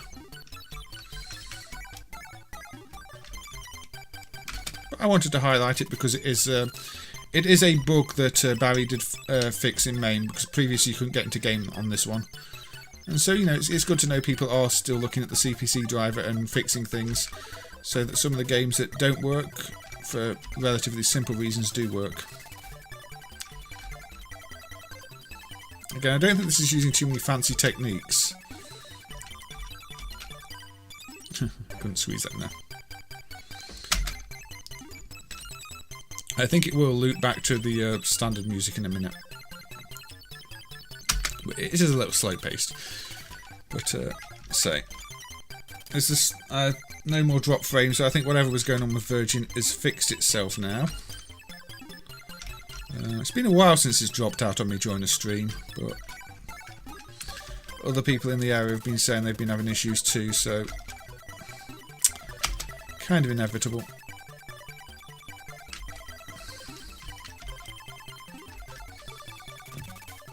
Yeah, there's some good music, and I really like the theme backgrounds they've done. And we've got an Orca one too, so they say there's quite a few themes.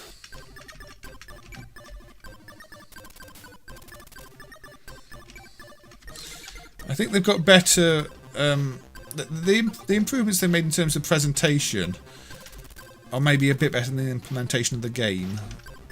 Is my general feeling. But I don't know. I'm surprised to see it on the CPC at all.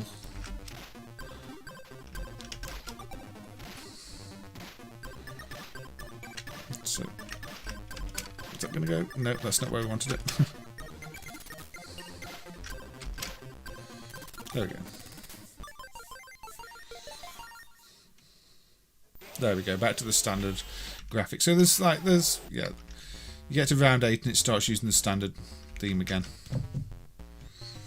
Anyway, yes, say good music, slightly off aiming, and you can't move when the pieces are dropping. But otherwise, if you want a CPC version of Puzzle Bobble to play on your CPC, that's not a bad one. So I think that is where we will finish looking at non-arcade things. But you know, that was just a little break in the action.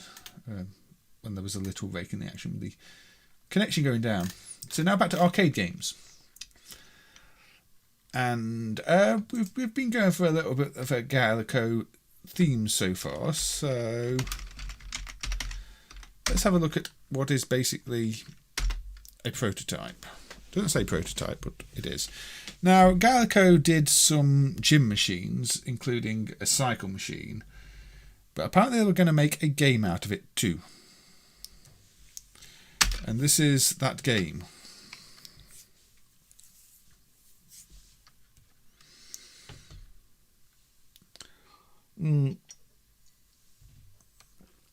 Yeah, Virgin will go through periods where they're just unreliable, unfortunately. So this is done by Zeus, who did Biomechanical Toy. And it is an arcade cycling game that isn't Prop Cycle. It isn't Clash Road. And unlike the gym machines, this does have sound. Ready? 9, 8, 7, 6, 5, 4, 3, 2, 1. Unfortunately, without a bike controller of sorts, it's just a case of hammering buttons, but, you know. Ready? 3, 2, 1, go! You can I think without the gearing, it's very easy in first gear. It's probably easier in first gear than anything else.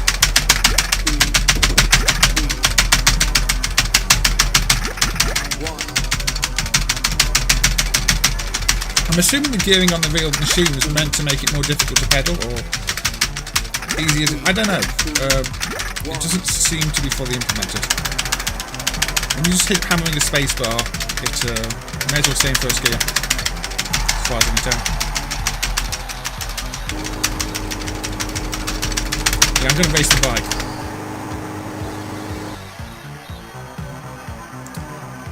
So then you have to wait for everybody to finish. Because I think it's a bit too easy when you're on keyboard and you just hammer the button. Yeah, Clash Road Hyperolympic Track and Field Edition. I mean, I'm assuming they were going for a bike controller like the actual gym machine. But again, this didn't actually make it to market.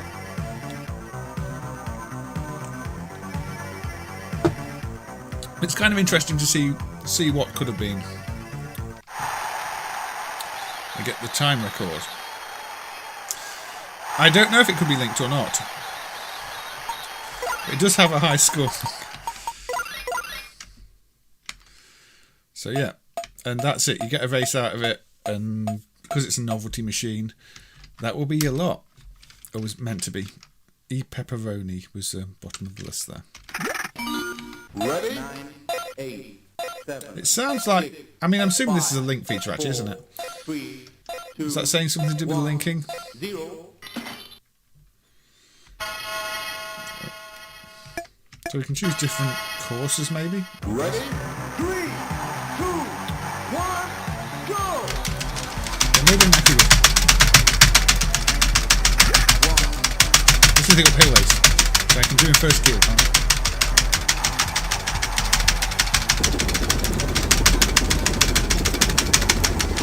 I mean, I think it was potentially a good idea, but maybe nobody was interested in it.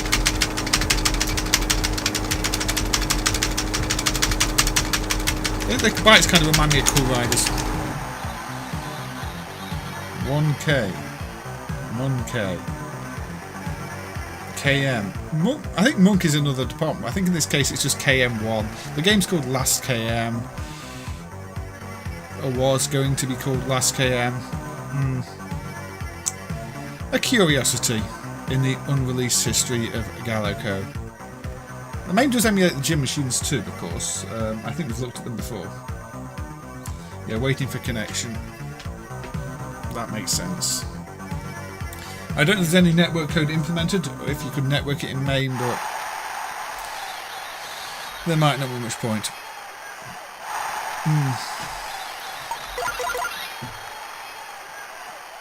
Yeah, I mean, Prop Cycle managed to make a success out of a bike-based arcade game, so I think they could have done it if they pushed ahead with the idea.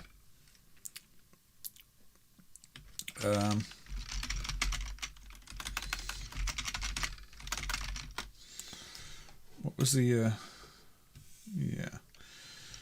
So, yeah, they did have a gym machine that was a very similar thing, which we'll briefly look at. The Salter fitness machine. Which, again, this is more serious and has no sound. But you can see it's very much the same type of thing. If I know what to hit. Hit the first button, this one. Yeah, there we go. You can change gears down. But you see, the whole idea of a cycling machine that gives you a cycling game of sorts wasn't just for the arcades. It was also, you know, this gym machine. And this did get released. This and the stepper machine were in actual gyms. So a Gaelco powered video exercise bike for gyms. Yeah, banging control in this case.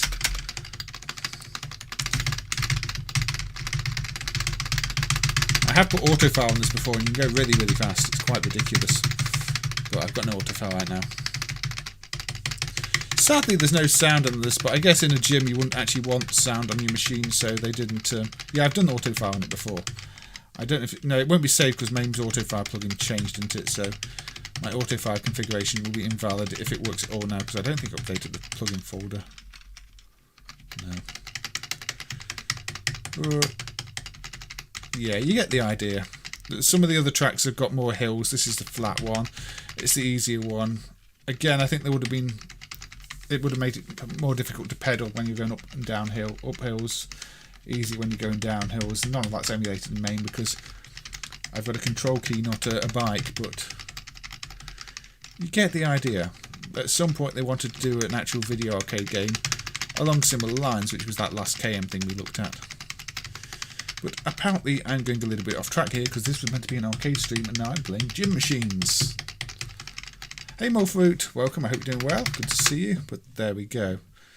And again, I think you have to wait for the other person to finish, which takes a while, or it just, I don't know, maybe it just freezes at this point in this version. Oh no, there we go, it exits.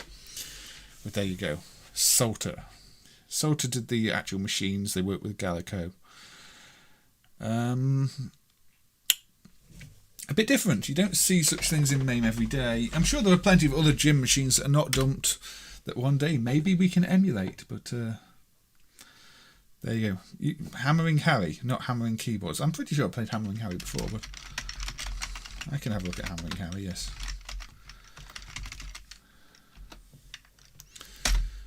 Let's have a look at Hammering Harry then, an Irem game.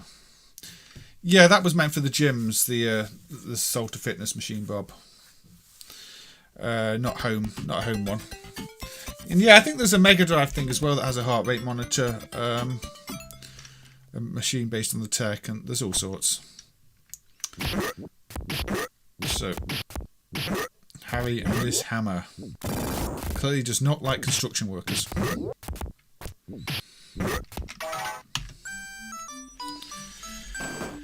Yeah, I need to rewrite the CPU core for the Leap Store. Somebody else does at some point. The R Compact one, or Compact, or whatever you want to call it.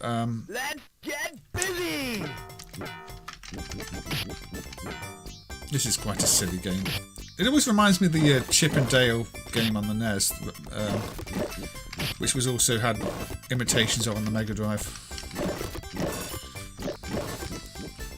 I do manholes now, apparently.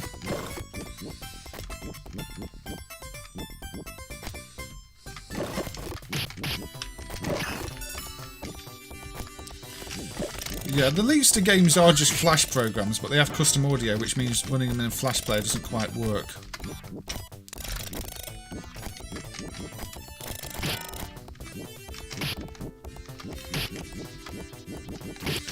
You think the Metal Slug programs worked on this? It doesn't share the graphical style of the that team, although it could be the programmers without the graphic artists, I guess.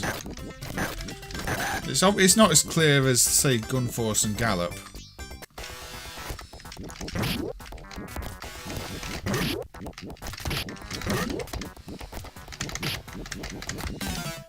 Oops. Let's get busy!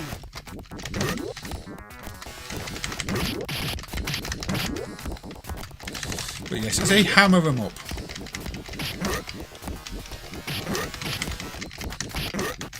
mean, you're using the hammer more like a baseball bat. Oh dear.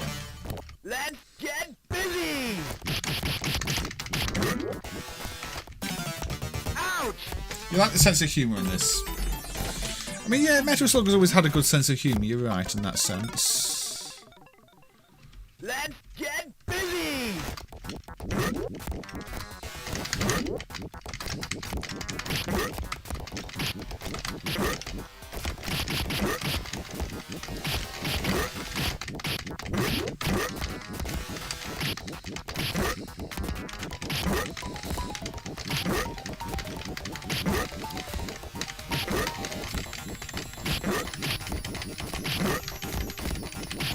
There we go. Hey! Foreman with gold chain and sunglasses. And a tiger t-shirt. You like it. Yeah, it's a very popular game, this one. Let's get busy! Rusty Nail development project. I mean... Ow. Ouch! That's not what you do at a construction site. Busy! I think, if you're careful... Yeah, get that. There we go. Construction sites are dangerous places. Oh yeah, you can't hammer the ground like that. And it shakes the screen.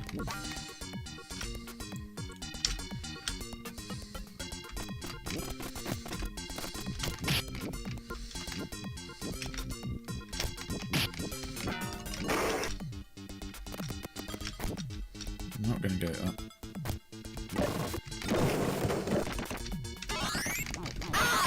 I got a big hammer. Don't know what to do with it, but I've got a big hammer. Yes, you're a demolition expert now, just knocking down walls. Oh, you're going to be on the end of my big hammer. This is now reminding me of Demon's Souls when I got the massive hammer and just played the whole game with the massive hammer, which I believe was much earlier in the US version I had than the Japanese version, from memory. Volleyball. Let's get busy! Touch and go on stage 3. Well, one thing with touch and go I don't understand is how to trigger the special moves.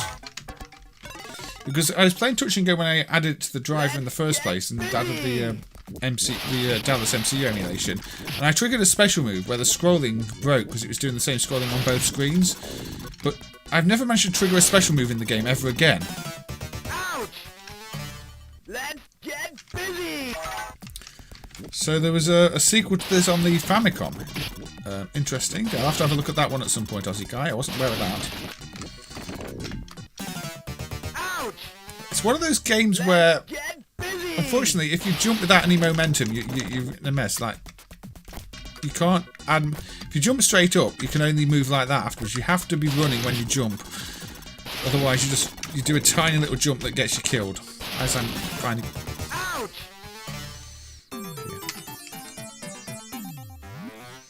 Hammer time. Indeed. I'm not putting the MC Hammer Game & Watch back on there. I tried that before and failed miserably. Now, I know there is a handheld version of Heiankyo Alien, a Gakken version that I should have probably looked at as well, but again, I'm not always 100% sure how to play some of these handheld games.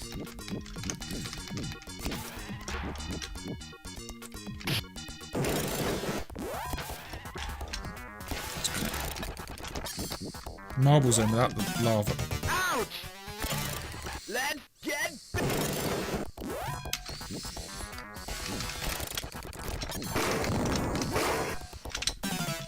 Ouch! Let's get... Ouch! Okay. I've been hammered. I have definitely been hammered. Alright.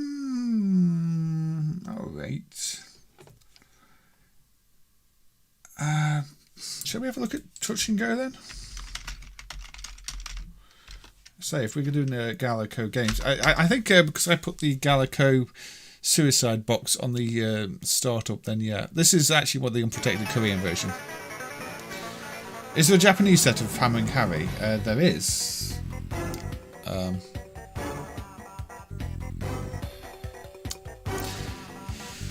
Touch and go. So this has the copyright on there twice. For some reason, but there you go. This still has sound emulation issues, I believe, where some sound channels end up not playing. It's kind of odd. I don't know if those shadows are actually meant to unshadow the text there either, but I don't know. First match. You don't think they understand what "let's get busy" can mean, or maybe they understand perfectly. Only one button to jump and shoot. First set. But yeah, how do you do the special moves? Because I've never understood that in this game. And here you see the sound isn't playing because I think it thinks some of the sound channels are busy that aren't, and it's confusing and not trying to use them, and I don't know. I've not managed to fix this bug yet.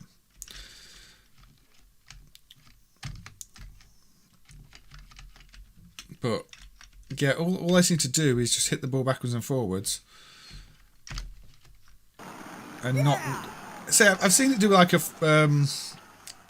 It's a bit like the "He's on Fire" thing from NBA Jam. I've seen it do that before, but at the same time, I've played this game for an hour before and not seen that even once. So I really don't know how you're meant to trigger it.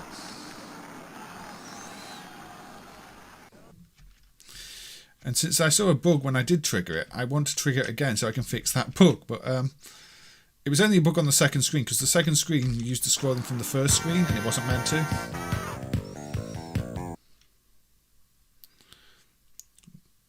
Two pass, third shot. Is that how you do the specials?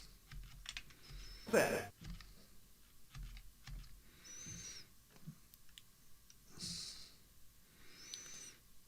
Oh.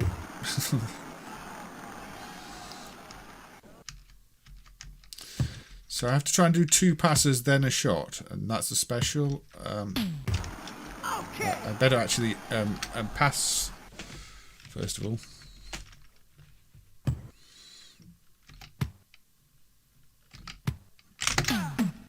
That wasn't special though.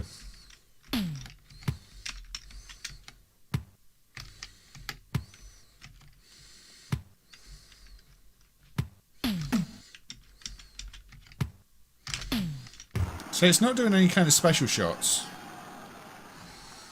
I don't know how to trigger them. Unless I'm doing something really wrong.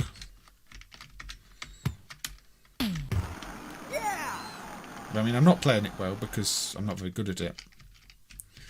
But it's not a game I fully understand.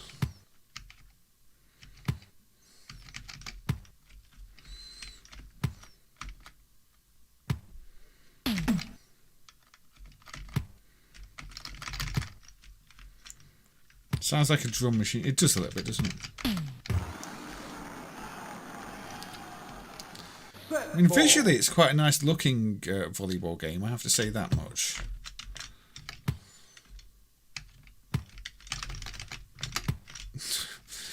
That was wrong.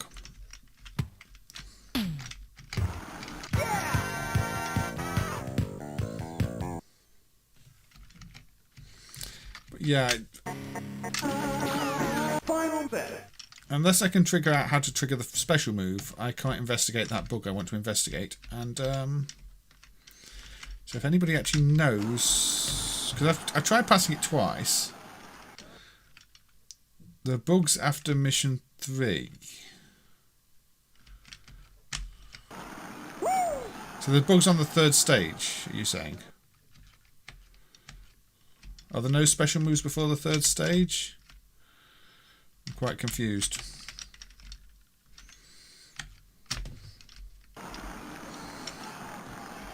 Yeah, it does sound like the basic drum samples from your average keyboard, doesn't it?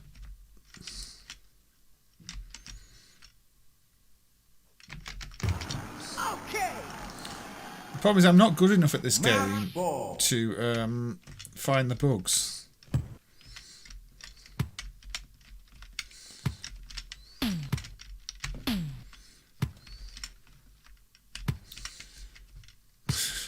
You know, you said drum machine. I can't unhear that.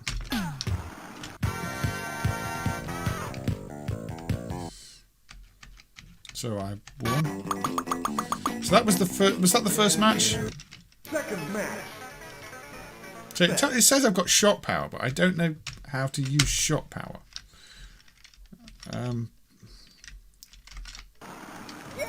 Anyway, I say I'll have to look at that one again in my own time because I don't understand how to do a lot of stuff in the game, and I kind of need to work that out because I know there are bugs, but I don't know when they trigger. And more fruit is saying third match. So what happens on the third match? Does it break entirely, or something else? Versus Hot Smash. That's another one where I'm not sure the controls are correct. Let's go for a quite obscure Taito prototype, which apparently is version 0.0.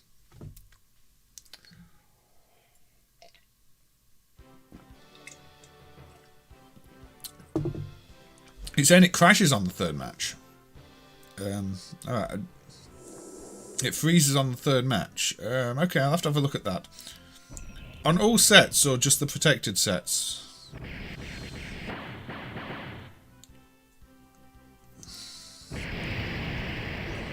Because I think there might still be possibly an error in the DS5002 dump on that game.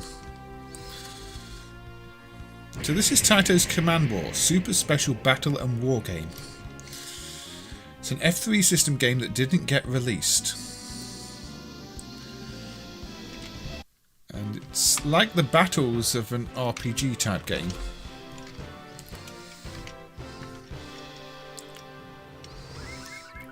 I think we'll go with amateur. Now why we have a duck selector, I don't know. So I can select things with my money. Yes, pixely goodness. Okay, I'll probably have to look at Touch and Go my own time then and see if there's anything obvious. So,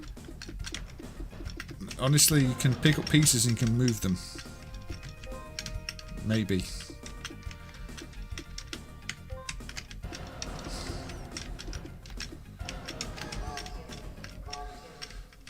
I think I started a fight. So this seems to combine a board game with a fighting game. I mean, I'm now controlling the monster, but at the same time, the grid is still on the screen. I don't know if the grid should have been disabled at this point. It kind of feels like it should have been.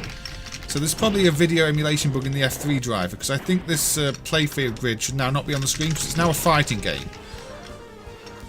But at the same time, there was a big playfield grid up over the screen.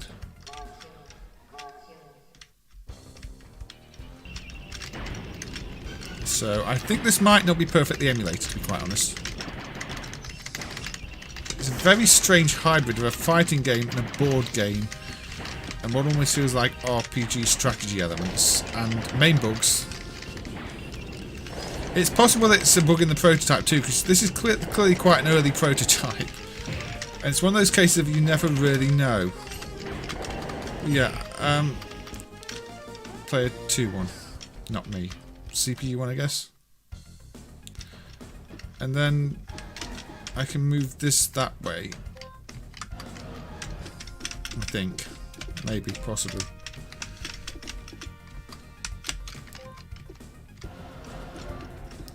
I can move that way again.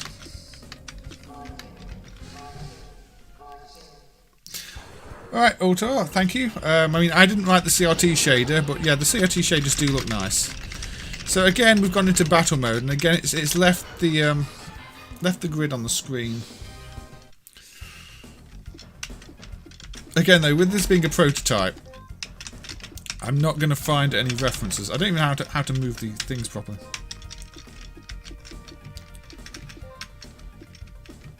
So, is it just time-based? Does it move after a certain time?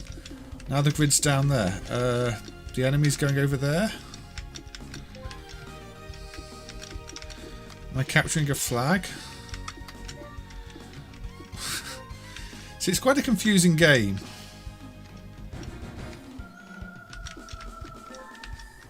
It just reminds me like a Saturn RPG. I'm surprised this wasn't on the Saturn. But then again, it didn't get released at all, so maybe I'm not that surprised. I've clearly captured that flag or something like that. Now I seem to probably have to go and get this enemy. But it's not quite real-time, and it's not quite turn-based. Yeah, very odd for an arcade. Probably why it wasn't released in Mr. After Heaven. I think you have to land like 3 attacks or something. I'm not sure. So I won that really easily. But it might just be another one of those where the F3 video emulation and layer enables. So here I don't think the entire screen's meant to darken unless again it's a prototype bug. Because why would you darken the text? Definitely. And then I get to buy different characters with the money I've got, if I've got any money. Yeah, hard driving prototypes basically impossible to control without proper controls too. And now there's more pieces on the grid. I'm pretty sure the grid's meant to be clipped into that window down there, because you can see there's like a window. And to me, I would say each player's grid and view is meant to be clipped into that window, and it's not being clipped. So possibly now it's meant to have clipped the entire lot out, and there's just clipping windows that aren't emulated in F3. Sounds a bit like Thriller. Not as much like Thriller as Chiller did on the Halloween stream. But that could be an interesting test case to fix F3 bugs if those bugs don't happen on hardware. But Riding Flat has the same dark screen bug. I know, is it Grid Seeker has a black continuous screen as well. It could all be same F3 bugs. I don't be angry when somebody asks about it. I just say don't have a solution. I can't give you anybody a time when that's going to be emulated. Yeah, that's an odd one. So that might help fixing F3 emulation bugs, but I think somebody would actually have to run it on an F3 board to make sure it doesn't have some of those bugs on the hardware. An odd one, indeed. So I don't know how long the stream has been, because when I restarted the stream, it restarted my my counter for how long I've been streaming.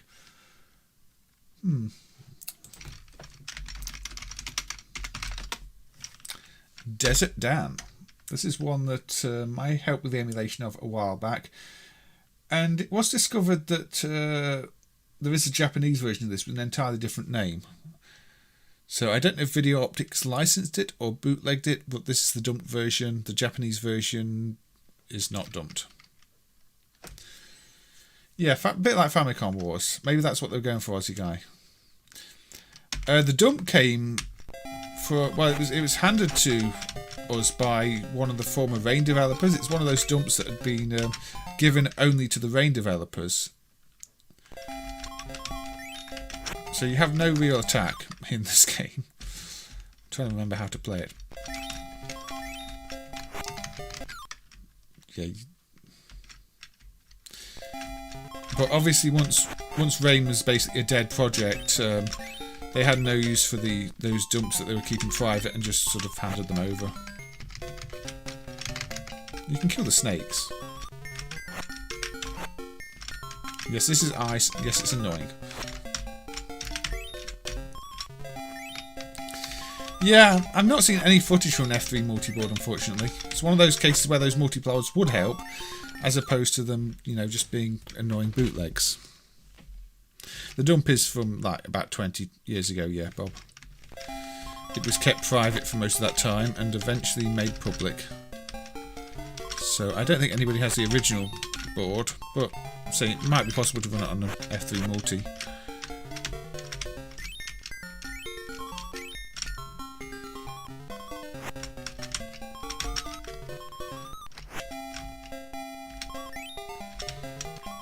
This is obviously one of your simple scrolling 80s arcade games. Never a classic. We didn't know about this until this version turned up. And as I say, since then it's been discovered that this is actually based on a different Japanese game and might be a hack of that or might be a licensed version.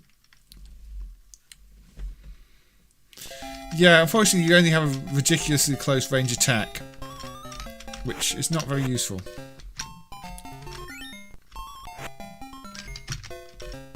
Your snake. And it's not obvious what you can attack and what you can't attack. But we have a rainbow! There we go.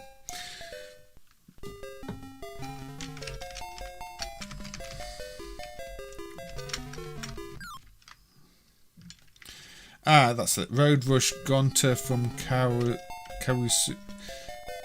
Kawasuusa. Hey Stephen, welcome to the chat. Sorry if I've said that wrong. I'm trying to play the game and read at the same time, and I'm always thrown off by Japanese names. Oh look, crocodiles. Swim across the river.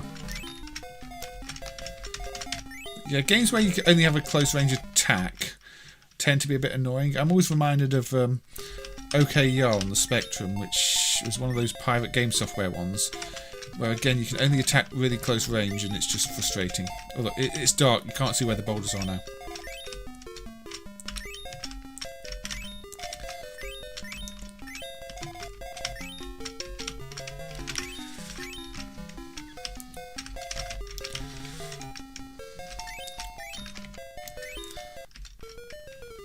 Let's jump on a log.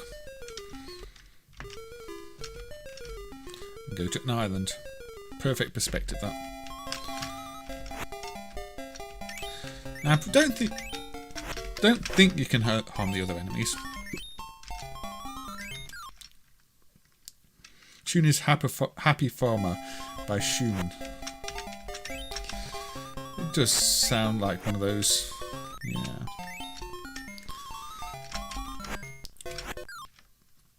Probably not an arcade game anybody has strong memories of.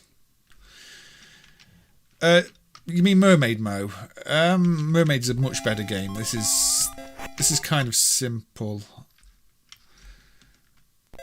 compared to Mermaid.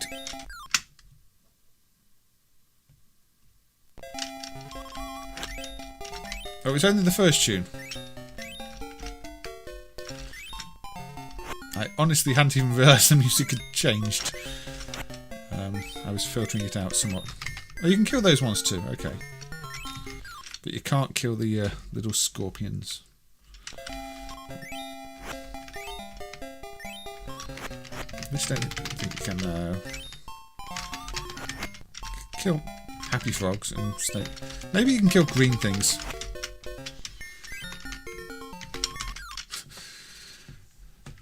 Very simple game, yeah. I think they did Iron Horse. So is this? You saying this is the same company that?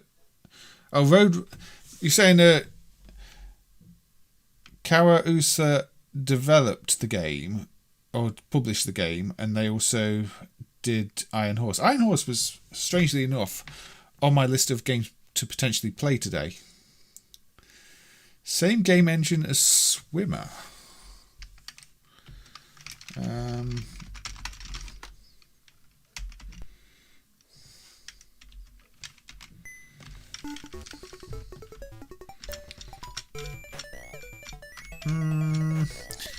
No, I wouldn't say it felt similar to this. This feels a bit more advanced. I don't think it's the same piece of code as this. Not similar enough. Yeah, well, a lot of classical music was, license free. You could just put it in your games without worrying about it. So that's often why it got used. This isn't a game I spent much time playing, but no, this doesn't really play like Desert Dan.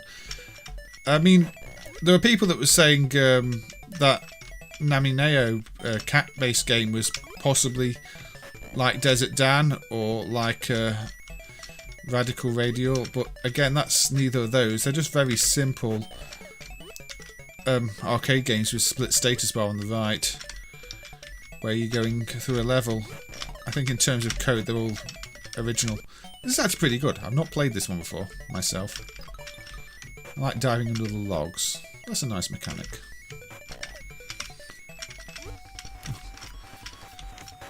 Okay. Not sure what to do with Krabby Boss. They published it. Ah. What do I do here?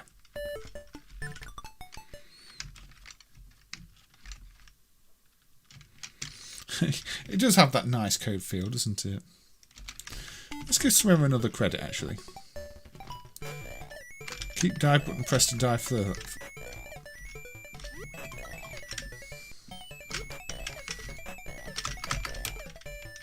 On the boss, you mean?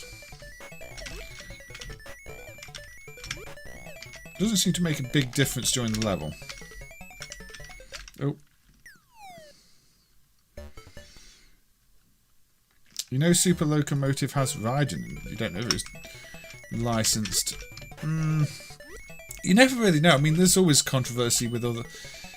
where people didn't license things properly. I mean, look at the whole Rainbow Islands thing, Somewhere Over the Rainbow, which clearly isn't Somewhere Over the Rainbow, but is. And Sega using popcorn in Pengo, and having to take it out.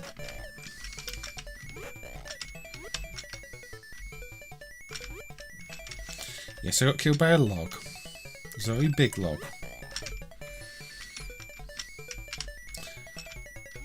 The music in this is a little irritating, actually. There's that very high-pitched part to it.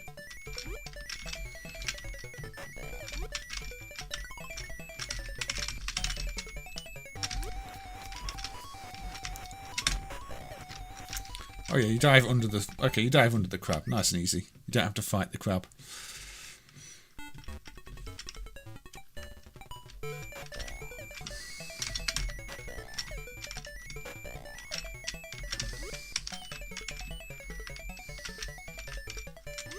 Yeah, it's still a good game. I'm glad you mentioned this one. It's not one I've really played before. So the music is really irritating, but it's definitely an original one. What's that? It's a power-up. Now I'm going all Pac-Man. I'm hungry today. I want crab. Oh. Yeah, most people played the popcorn version. A lot of people remember that as being the music to the game, and it always surprised when it wasn't. But I think it might be again because Pengo is one of those games that was ridiculously heavily bootlegged, and a lot of the bootlegs are based on the early versions that still had it in. And, you know, not the reissues.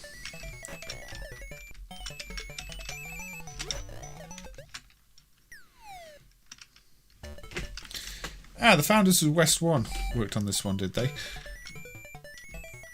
It does kind of have a Wonder Boy feel to it, actually.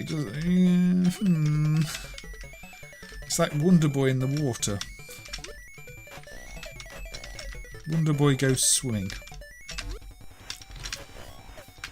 Vision, I'm just using the CRT Geom Deluxe. I've not changed any of the settings on it. So it's the one that ships with MAME. So, yeah, just turn on BGFX CRT Geom Deluxe and you'll get the shader.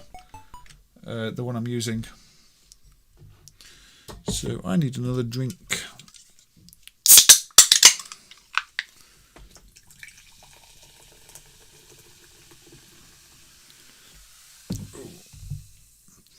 You're not a fan of them, Pirate Game Boy? I kind of like them. I find it makes some of the games easier on the eyes.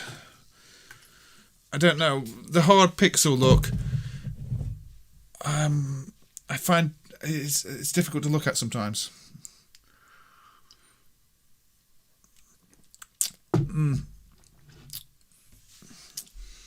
You're tagging yourself, Stephen. I think that's twice more than most people have seen it anywhere else. It seems to be one of those games that was in the UK and not in many other places. Right, let me just have a quick look through my list of things to look at. If anybody's got any suggestions in the chat. Oh, I'm going to go with a non-arcade one now, actually, because it's been mentioned a few times in other streams. I've not had time to do a surprising port stream yet. So the Game Boy Advance, probably shouldn't have a CRT filter on it, but hey, who cares? Ported, there was a port of EDS's Tang Tang.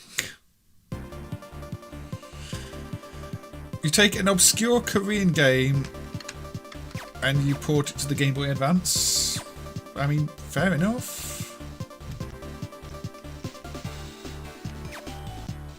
Yeah, I should probably turn the filters off for this one, but at this point... Right. So this is like a Solomon's Key type game.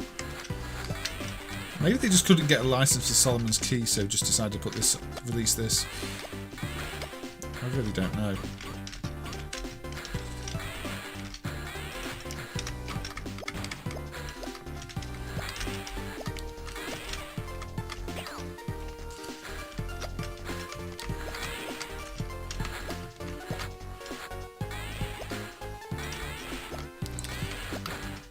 I'm doing really badly at it though.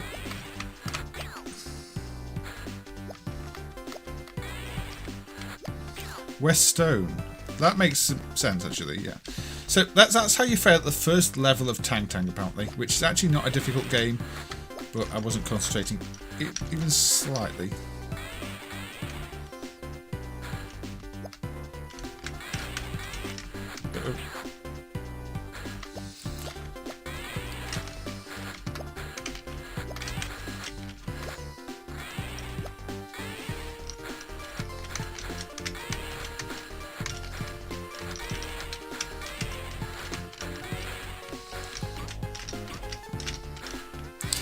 But yeah, unlike Solomon's Key, you've got to get multiple objects and then get to the exit, not just a key. It's also got boss fights where you're shooting at the boss, but I think it might be an Aussie guy mentioned this in a few streams, or was it? Was it Aussie guy? I can't remember. But yeah, I was surprised to hear this got a port to the Game Boy Advance, because I thought that, you know, I did play this at an arcade in Italy, so it did make it to Europe. But at the same time, it's kind of rare to see what, you know, a random Korean game licensed and on the, you know, the Game Boy Advance. And this is from ESD, the original game. ESD, who did SWAT Police, which is the biggest compilation of traced and stolen sprite art I've ever seen. Is my setup vertical? What do you mean, Bob? Oh, you mean it's cropped off the screen? No, I think it's cropped slightly because the Game Boy Advance resolution isn't 4:3. Were you talking about something else?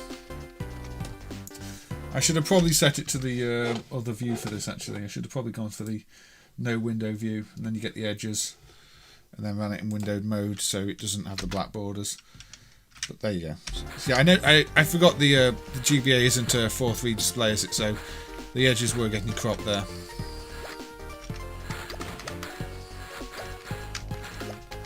Uh-oh. Yeah. Sorry about that. That's my mistake for forgetting to change to the no border display, because I can't have borders for every possible, you know, screen type. I suck at this game. I've got my vertical, I've got my horizontal, and I've got my anything else one. And if I forget to enable that, well, then you just get cropped screens. Yeah, thank you for mentioning that. I probably wouldn't have noticed myself. You were only losing the left and right edges, so it wasn't too bad because they're just solid borders, I think. But yeah.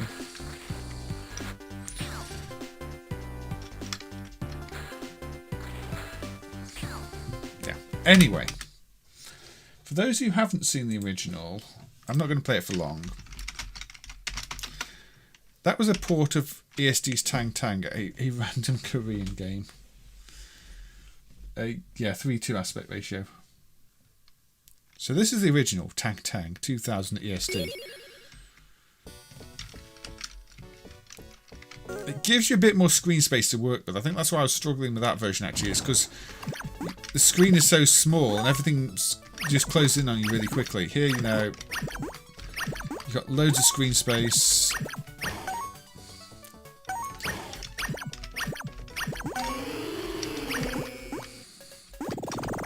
A bit easier. Weststone. Yeah. So, if you've not played this and you like Solomon's Key, it's worth a try. Although I've played games similar to Solomon's Key that I like more than this one. There's one from back in the day on the CPC and like I completely forgotten the name of that I much prefer. I think it's actually a really good game. But it's not terrible, it's just not as good as Solomon's Key. This is the original arcade version, yes. That's for some reason got a Game Boy Advance port.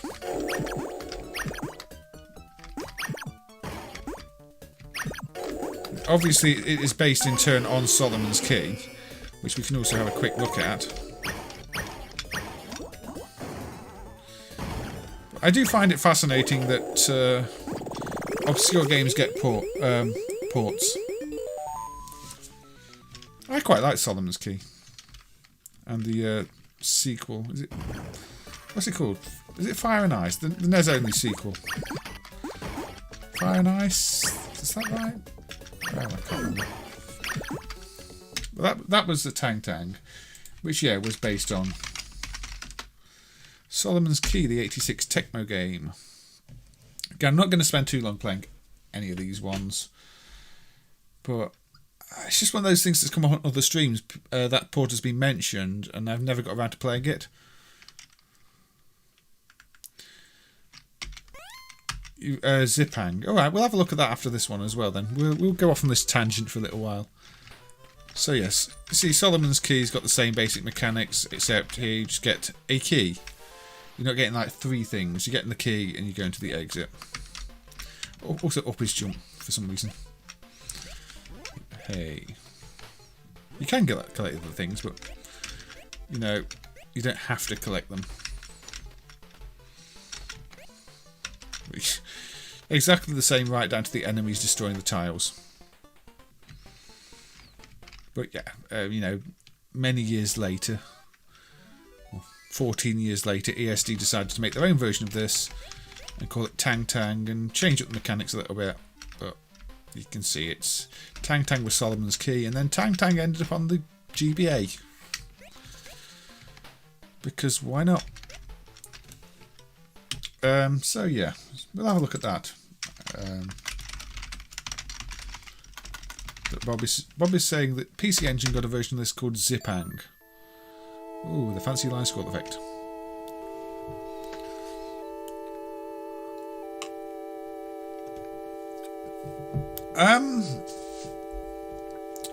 A cost thing. It allowed them to separate different people and working on different tasks, I guess, as well, Carlo. You'd have a graphic programmer working on the graphic routines on one CPU. You'd have a main game programmer working on other things. So yeah, it's got the original 86 Tecmo copyright and all the new copyrights. Orca, is that Arc Systems again? That was mentioned earlier. Arc System Works. So I've not played this one before. This is Bob's suggestion. Okay, so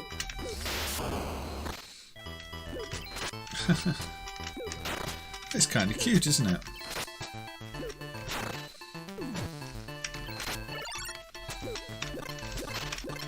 But this one was clearly actually licensed by Tecmo because the Tecmo copyright is still there. There was some layouts for JPM machines, yeah, all fruit. Not all of them. I think James got a bit burnt out doing them, so he's taking a bit of a break from it. But there's plenty of the Impact ones have layouts now. I might have to do a proper fruit machine stream at some point. So can you kill the enemies here? No, I lost my head apparently.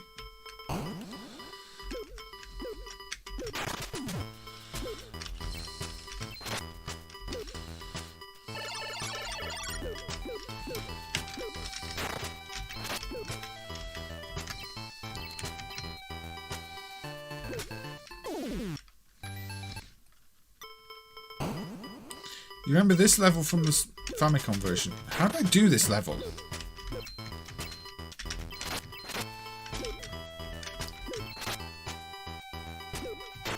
Do I bring the... Oh, yeah, I see what I do.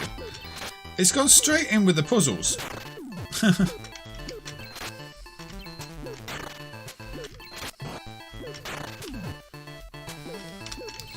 This is an odd choice for a second level, so you can tell it's sort of intended to be almost a sequel, I guess. Because you wouldn't start off with a level where you have to think about enemies dropping and killing them as a second level. Arc Systems work for packing video.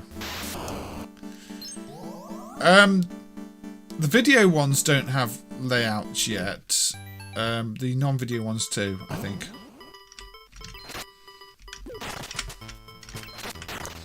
But yeah, I should probably do a gambling stream at some point. I just I don't enjoy gambling games that much. It's a bit Zipang is another name for Japan. An interesting little port, but anyway. I may have to come back to that one if I do another video on ports, stream on ports. But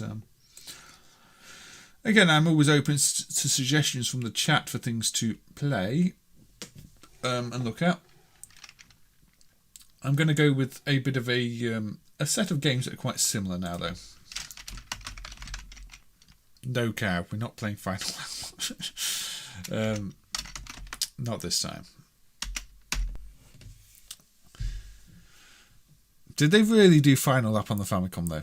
So Super Tanks by Video Games GmbH, West Germany.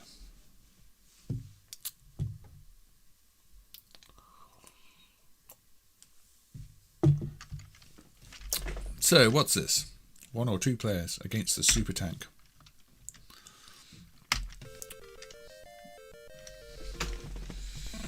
So I think we're just collecting things and shooting a tank.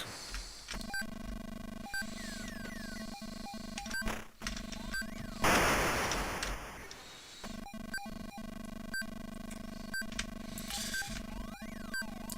can't unrelease games, Bob. Airbuster. Yeah, we could have a look at Airbuster in a bit. After I've done some tank games, we can look at Airbuster. I could do an entire stream of tank games, to be fair. There are plenty of them across the systems. Apparently this was a West German game. At least this version is a West German version.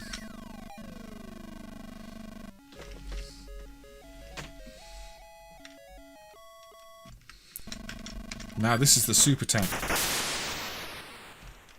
I don't like Super Tanks. Look at it. It's bigger than me. And it destroys me.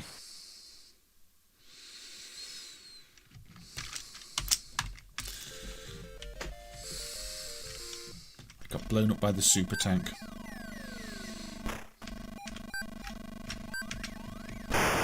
I got run over. That's not even a super. Oh dear. Go backwards. It's one of those games where if you go backwards, you actually go backwards. It's not quite the same controls as Green Beret, the Irem game, which was kind of annoying. Hey, that's another tank game. Yeah, I should probably do a tank stream at some point. Maybe, possibly. I don't know. I don't like to flip through games too quickly, though, because it probably would annoy the ogre if he's trying to timestamp them.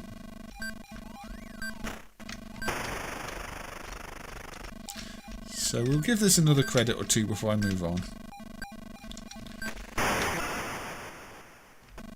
I did better the first time. Reminds you of Namco's Tank Battalion. In the sense of being an 8-bit vertical tank game, I guess so. Tank Battalion obviously had more of a level layout and wasn't quite Pac-Man. With tanks. Yeah. That's why I forget you can't just turn around by pressing backwards and got shot.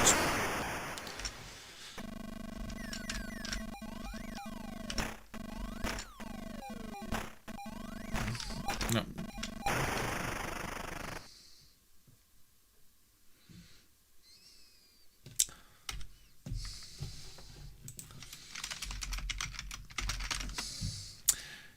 Sigma released R2D Tank, which I don't think is related in any way to Super Tank.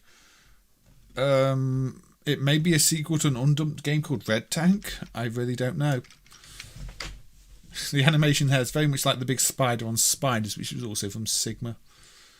But there you go. R2D Tank. Sigma, 1980. More classical music. More moving backwards and forwards.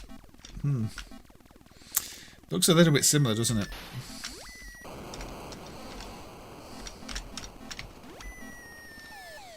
Not saying it. Unless Super Tank was Red Tank, I don't know. The graphics are very, very similar. Arc System Works co-developed the NES Famicom Final Lap with Nova for Namco. Alright, so Cow was not making it up.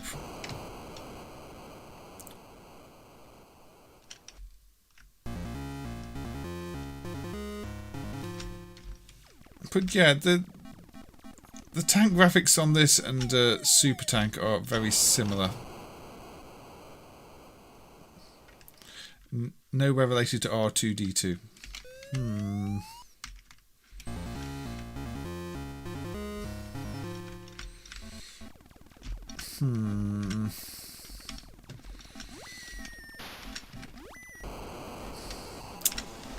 But it's another tank game. Interestingly, there's a strange compilation in MAME called 10 Spot by Thomas Automatics, which is marked as not working.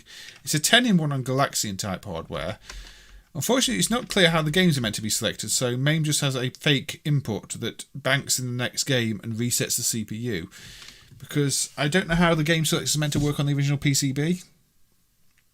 Yes, Final Lap is on the WonderSwan. We did look at that version before.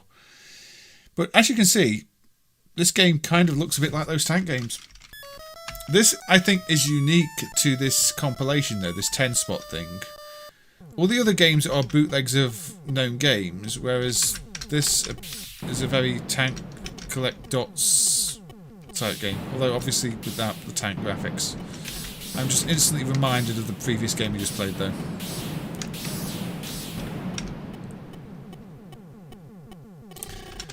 R2D tank sounded like a C64. I'm sure it didn't have a SID, though.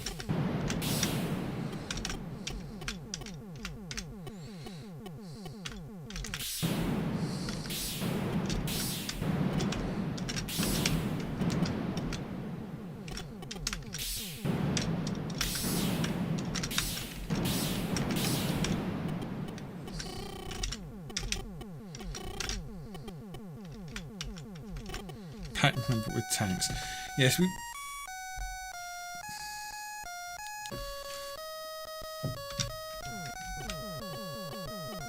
It does have classic Galaxian sound effects and some little tunes. But it's strange that this doesn't seem to exist outside of this 10-spot compilation. All the other games do. You've got every common Galaxian game you could think of in here. And then this. So... Did they just not think this was a good enough standalone game, so they put a load of bootlegs with it? I don't understand the thinking behind this 10-spot thing. Also, I say I don't understand how the game switch is meant to work, because there's no obvious right to switch games, there's no obvious menu, it's an odd one. The Starfield, I don't know if there's meant to be a Starfield, or if it's just enabled here and not meant to... Yeah, you get the idea. There's basically no real references for what this is meant to be, or how it's meant to change between games. Maybe this is an original game that was developed for this thing. Unfortunately, it doesn't really advance much. You can see, if I press space, you get Mooncrester, you get Red UFO, the Arctic version, you get Uniwars, I think. No, that's Uniwars, isn't it? I don't know. You get a Phoenix bootleg on Galaxian hardware. Yeah, you get King and Balloon. You get Atlantis. Then you get that. So it's a 10-game compilation, but surely there's a proper way to change between games and not just hack up, reset, and bank on a button press. But I don't know. Right. Okay. I believe there was a request in the chat for Airbuster. This has a really good port on the Mega Drive from memory.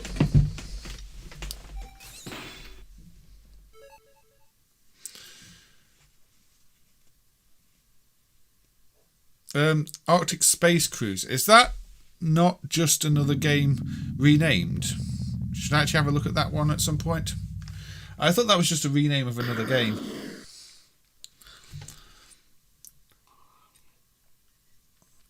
Yeah, some of the bootlegs of Hunchback had the Starfield. I don't know if they were meant to, or they just didn't cut the traces on the PCB. Because that's the thing with Galaxian bootlegs. A lot of them had like wire mods to remap the Starfield enable to a banking register or something else. And then you got people converting them without hooking up the mods properly, so you end up with Starfields, and it's just all a big mess. Especially, you know, 30, 40 years after the fact, when the wires have fallen off and you don't know what they're meant to look like back in the day. You don't have the instructions for the conversion kits. So yeah, this is one of Kaneko's shooters, and it's a surprisingly good one. Look at all that nice multi-layered line scrolling. Well, not multi-layered, but you know. The clouds moving at different speeds. I don't know if it's line scrolling actually. This uses, I think, the same type of sprite chip as Snow Brothers from memory, but powered by a Z80 here. Turrican 2 ripped off the second level boss, second level and boss. Let's see if we can make it to the second level. Now, you've got the buildings moving at a different speed, a bit of parallax there. Visually, this is a very appealing game. That's quite a lot of slowdown from memory. But yeah. Again, Kaneko is a stream I need to do at some point. Kaneko had a lot of really good games. But we have to obviously exclude the Gauss Panic games from any stream on Kaneko because, aside from maybe the first one, I think there is a set without any adult content. You can't really play Gauss Panic 3 or 4 or... There's no slowdown. I thought there was some slowdown. I can't remember. I thought maybe there's a bug report saying there should be some slowdown, or... I don't remember now. Maybe it's the Mega Drive version that has slowdown. But that would surprise me because that's on a 68K.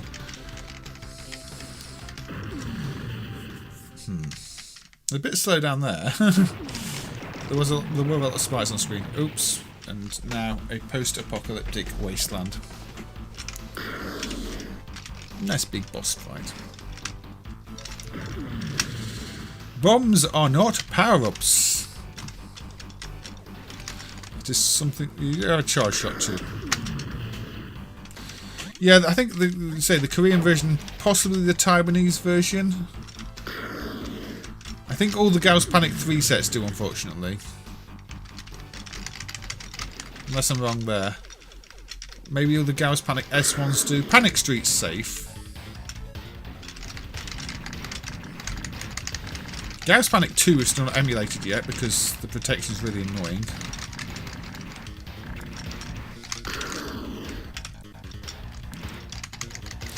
The recharge time on the bomb, the charge shot bomb thing, which is not traditional. You don't have a separate bomb button. You have this charge shot which acts as a bomb, but then takes time to recharge. You know which version to avoid, Bob. I was thinking of playing bouncing balls on the stream, and then I realised even the non-adult version has slightly dodgy pictures between rounds. It's like, it's got your Mickey Mouse and Marvin the Martian during the rounds, but then it's still got some girl with her hand down her pants between the rounds. Oh, Comad. I mean, technically I could probably get away with that picture because it's not explicitly nude, but it's still not really ideal. Also, the game is terrible, so I don't know why I want to play it anyway.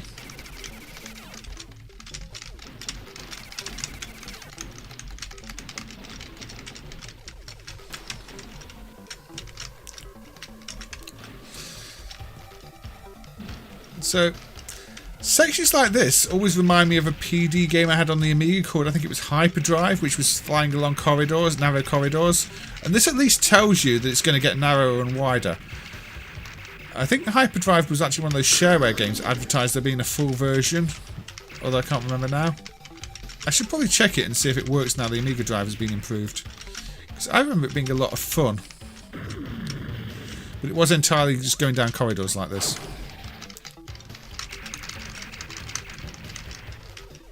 So you think the Turrican 2 guy may have played this. What's his name? Was it Manfred something with Turrican 2? I can't remember. I'm not good with names. Even with people I know, I forget all their names. It's awful. This bit copied by Turrican 2. I should see if Turrican 2 works well in MAME 2. I know the Mega Drive version kind of runs, but the Mega Drive version is not much fun. The Mega Drive version is one of those bad accolade ports, which is not even well programmed. Kind of works by chance from memory. It does bad things with the sound CPU. Alright, I'm just dying lots now. Good job it's not checkpointed. Manfred Trends, that's the one. I kind of vaguely remember the name.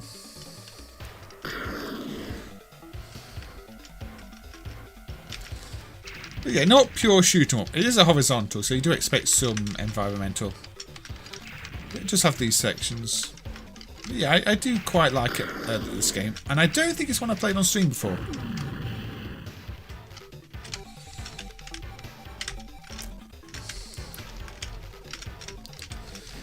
But yeah, I may have to look up the Amiga Hyperdrive game now. I think it was called Hyperdrive. Was it on one of the Assassin's compilations? The sad thing with a lot of the old shareware games is you can often find the shareware versions, but I think in some cases nobody even bought the games. So, or you know, the registered versions are nowhere to be found still. I've noticed that with a few of them. It is entirely possible they had 0 sales and nobody ever had a copy of it. And suddenly, fast scrolling. Suddenly I'm trapped in the corner. Visually, I'm kind of reminded of Atomic Robo Kid here as well.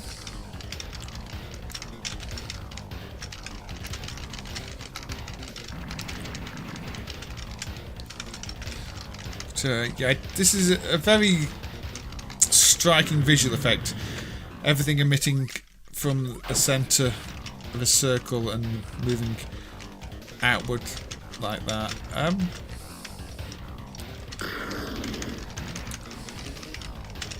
Circular bullet patterns from a central point that moves.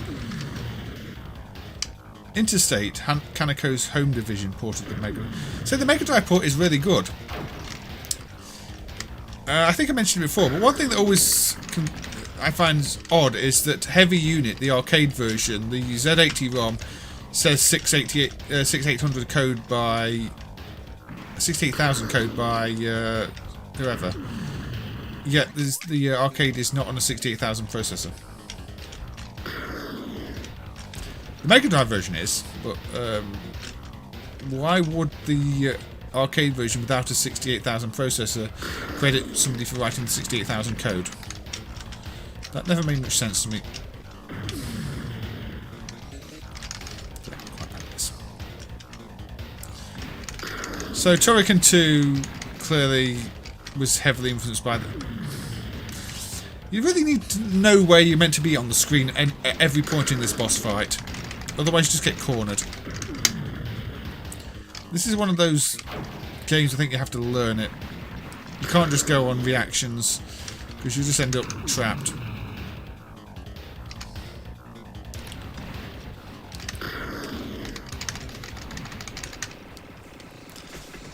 Did Interstate port anything else? Used to play Star Control back in the day. Ruined it when you played a version without the terrible slowdown. I thought Star Control was the strategy one. I don't think I've played it enough to know where the slowdown is.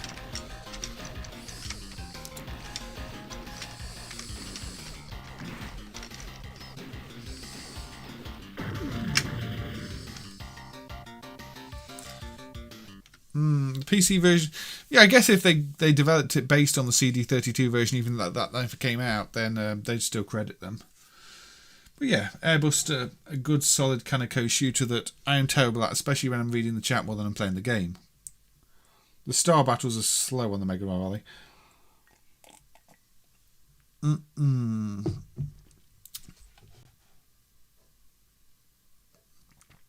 Code Monkeys, they were pretty local, I think. They were just down the road from Derby. I seem to remember.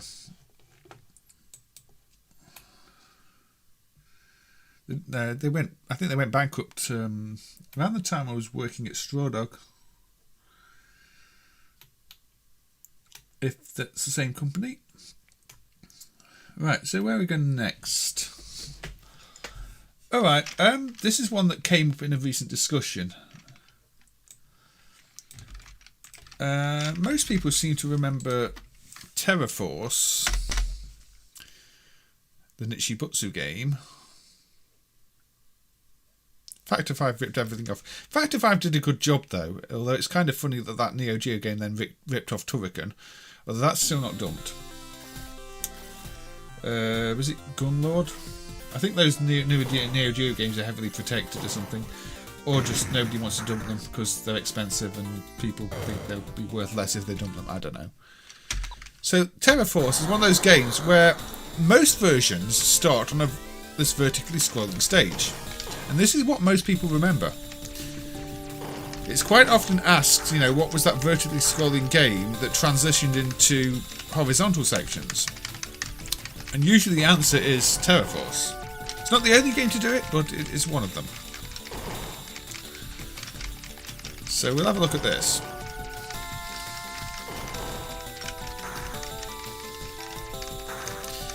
Yeah, maybe it was developed at the 68 in a 68K environment and ported back to a Z80. It's just kind of odd.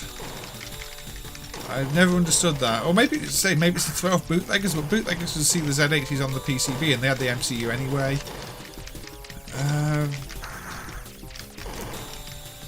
I don't know. Visually, this reminds me a lot of Alpha Mission 2. I mean, Alpha Mission 2 came later, but I think Alpha Mission 2 was probably influenced by this in terms of art. Nichibutsu made Terra Cresta and Moon Cresta, which I guess, I mean, I'm assuming this is kind of meant to be a sequel to those, but maybe it's not.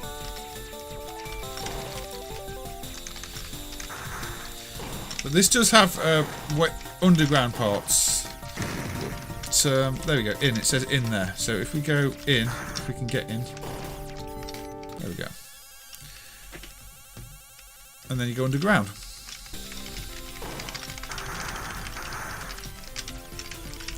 We can go out again up there if we want to. So this is the version most people remember, where there are just the, you know, you start off vertical. And then you go to these underground sections. And this is kind of odd because these stalactites and stalagmites are in the foreground. And you might think they're in the background. The other stuff in the background is not going to kill you, but it does. You remember playing at the local pizza place? Yeah, I think it was one of those really popular games, and one that got a lot of bootlegs too, so you may have played a bootleg. There are even bootlegs that try and clone the protection on it. It's kind of funny. There's one that re-implements Nichibutsu's custom protection blitter with a Z80. Now, I don't know if the original protection thing is actually an MCU or just a custom device, because we've not got an internal ROM dump if it's an MCU. I noticed one of those games that uses your ship name as the live counter, Gaius or whatever it is. A bit like Xevious uses your I can't say it, as the live counter when it says how many lives you've got left. So this must have been quite heavily influenced by Xevious in terms of some of the design choices. But it's its own game. Reminds me of Gradius. I'm thinking that Salamander 2, which swaps between horizontal and vertical, but that does have a very different theme. That's more organic.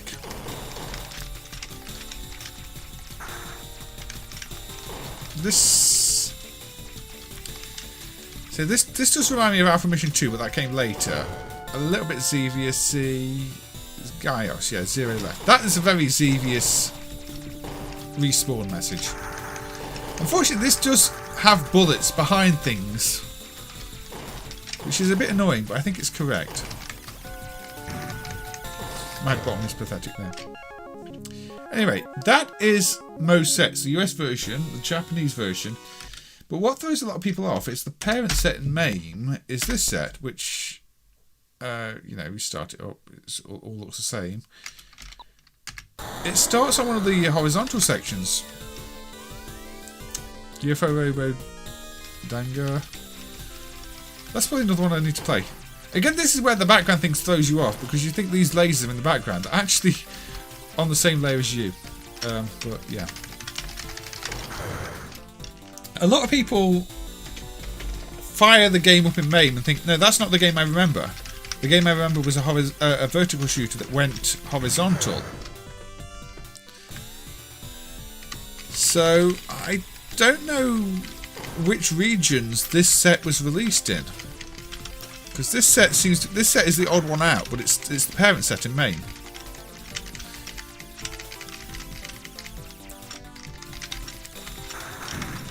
So it's a bit of an odd situation.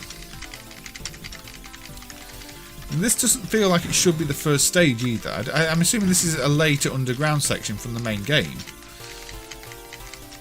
It feels a bit like, you know, you're raiding 2000 and new versions and all those versions that mix the game up a bit in bad ways. The game reminds you of that. I think I played that one on stream before, but I can't remember. That's another Nichibutsu game though, so I think pretty sure that's Nichibutsu. So we can go out here. So we can go overground here. But this version is like the entire first overground section is missing. Taken out for some reason. Yeah, Neo XYX. That was the one that was actually a vertical shoot on Neo, wasn't it? Fast Striker as well, yeah. There are a few. It's a shame because those are rare in themselves, especially the early versions. I think they were patched up later and fixed and changed. There's quite a few. And considering, you know, people were dumping Neo Geo games before they even hit the market back in the day, it's kind of surprising they were left alone. And I'm kind of worried about them because the original releases of them are probably going to become quite rare. But say I don't have any say on who dumps what or anything else outside, you know, terrible plug and play games that I may buy up and just send to people I know. But yeah. Anyway, so Terra Cresta, I don't know if that version should be the parent set. It seems like an odd version that had been modified in bad ways. But that's just my opinion on the matter. The other thing with a lot of the Terra Cresta sets is even the official ones skip the checksum check. It's like they report ROM OK without checking the ROM, and it's an odd one. It's really messy. However, they all appear to have come from official boards that are marked as official. The official sets, the ones that are marked as bootleg, they appear to have come from official boards. So it's like Nichibutsu disable their own checksum check. But Nichibutsu's quality control was clearly not great. There are things like Sky Robo that have bad colours after certain loops of the attract mode. It's hard to say. It's hard to know. I think sometimes they just hack things up and put them out as updates and mess them up. But these things happen. Let's play an STV game.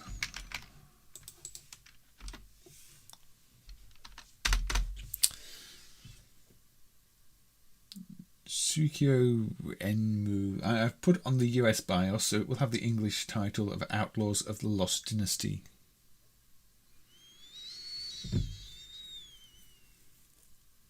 That's a very crude looking logo. Now this is one of those games that I'm really surprised actually has an English translation in it. It's one of those STV games I would have actually expected to only run with the Japanese BIOS. But it does have English translation and an English title screen.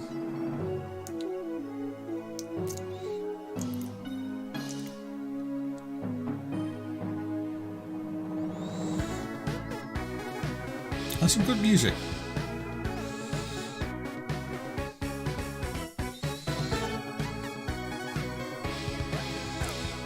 Still draws the Japanese logo.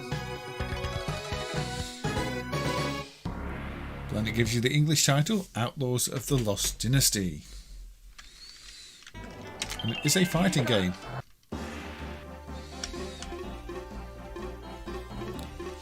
admittedly not Data East's best. But, the Japanese version doesn't have the English translation, as far as I know. The scrolling text is in Chinese. I'd have to check.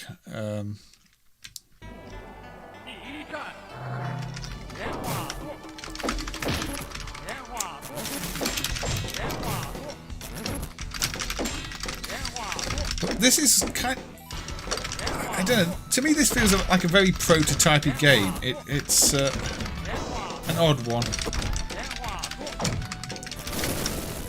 It's also quite fast paced, and I don't think that's an emulation thing. I think that's just the pace of the game. And it looks like it should be slow paced. It looks like it should be, you know, your Samurai Showdown type game. And then you see everything zipping around like this. It also doesn't look like it should be an STV hardware game. It's definitely not making full use of the hardware.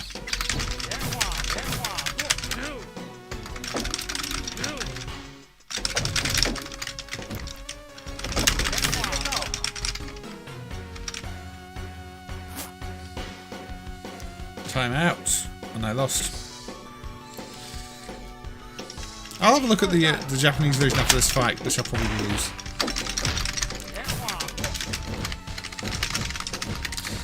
But it doesn't use any kind of rose scroll effect. It just has a sort of fake reflection wave on the background.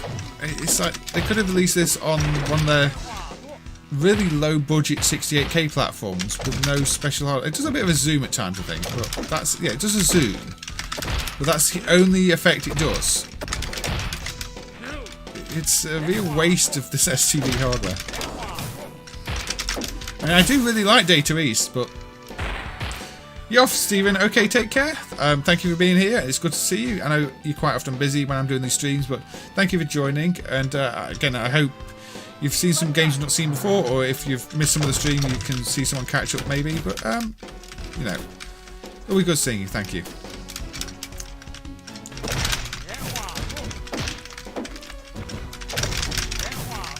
I just think I'm the genie off Aladdin, to be honest. I'm blue. But I can't grant wishes. I'm getting kicked quite hard. But again, this is one of those fighting games I never see anybody talk about or anybody play. Maybe for good reason. But apparently I'm throwing fish at people, or somebody's throwing fish at people. Ow. Fire hurts. I won. There's a red flash there.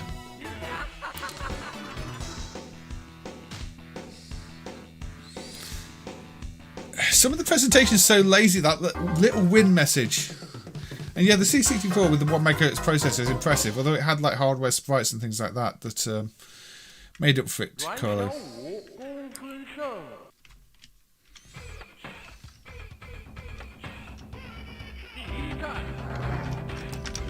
Maybe they just use SCV for the sound hardware. I don't know.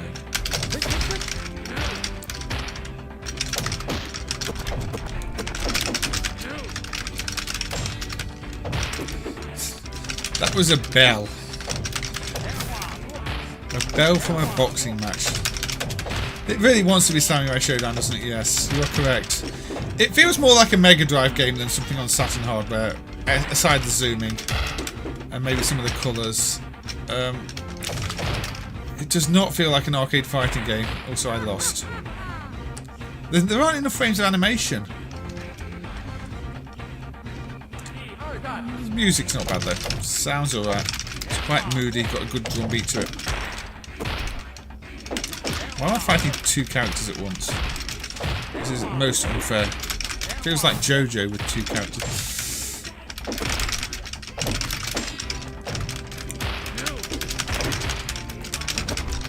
I don't know any of the moves, I'm just mashing the keys. I can probably hear.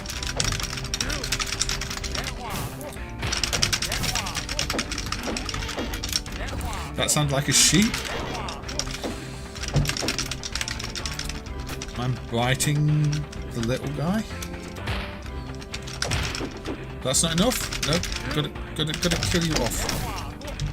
More fish. the sprite hardware could do zooming, Carlo. I'm not quite sure what you're asking there. It had an external ROM that controlled the I think it was the vertical zoom amount, and the horizontal was done in hardware, built-in table.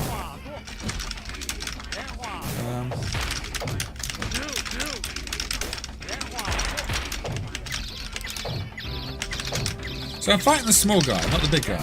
Okay. Only helps to know that.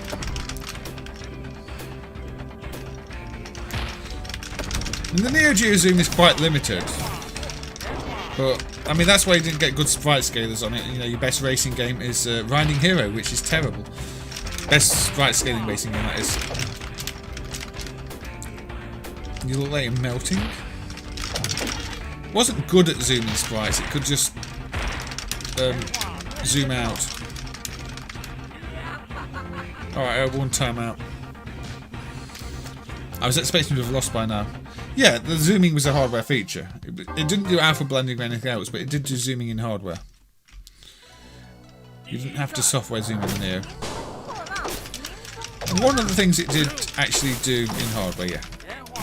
You couldn't zoom up from memory, you could only zoom down, I think, which is why Samurai Showdown always zooms out. I don't know how to disable the big guy, but obviously somebody's taken out most of my health very quickly there. Maybe I glitched the game, I don't know anything about this game. But, I was meant to have died and had to look at the intro when it's set to the Japanese bias, to be honest, but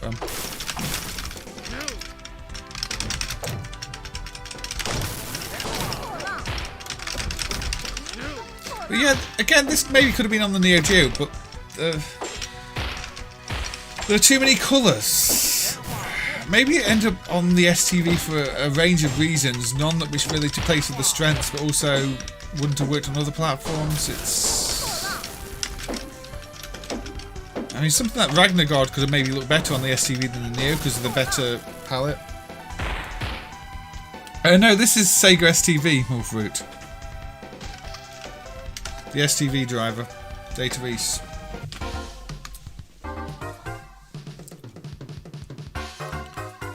Did that hurt? I didn't realise you were that delicate.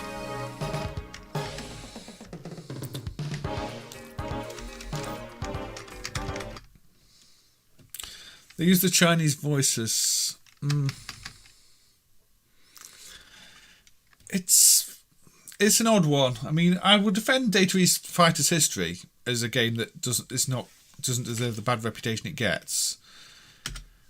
That one I don't know where to place it. So you want to sit with the Japanese BIOS though. Let's see what they did.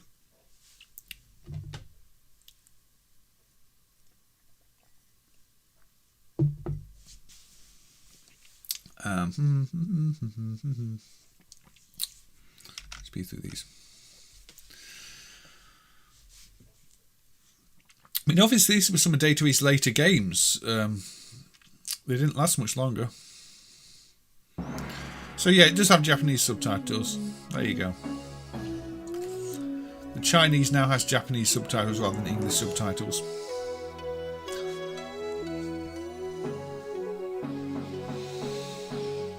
I don't know what happens if you run it with a Taiwanese BIOS. It probably just doesn't run, but we can see.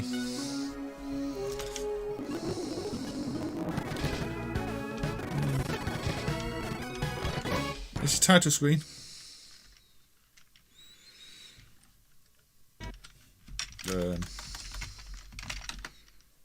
BIOS Taiwan. No, there's no official Taiwan BIOS.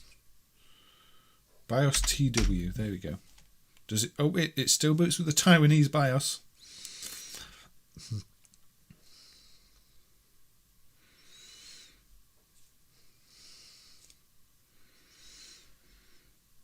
Does it have any subtitles at all?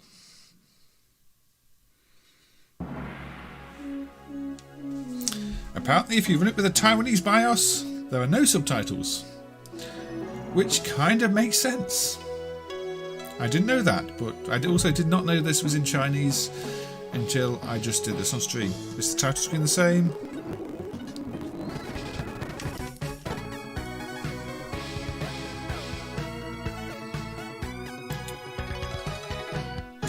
Did they release it on the Saturn? I don't know. You would maybe have to Google that one. I've not researched that. But yes, in Japanese it has Japanese subtitles, in English it has English subtitles, in Taiwanese it has no subtitles.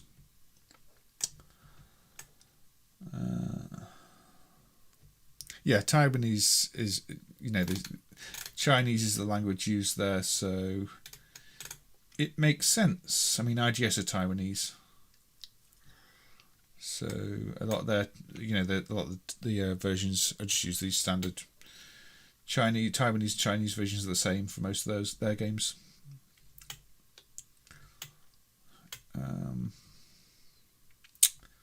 Anyway, where shall we go next? It appears to have been released on Saturn.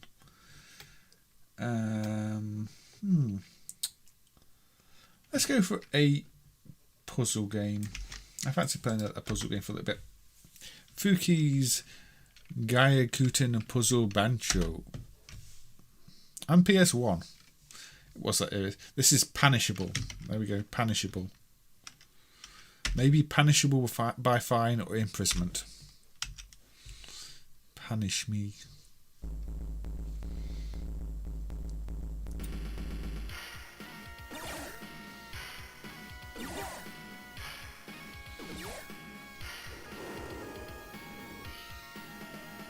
You have a very long head.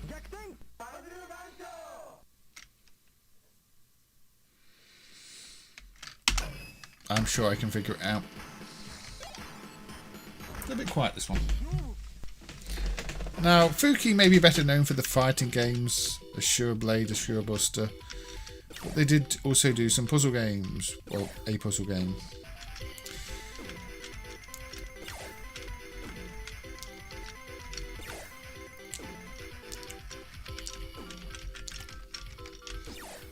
I believe there is a MAME tester's report for this about the sound, which apparently sometimes starts playing the wrong tune, but again, I'm pretty sure that's just going to be a game bug.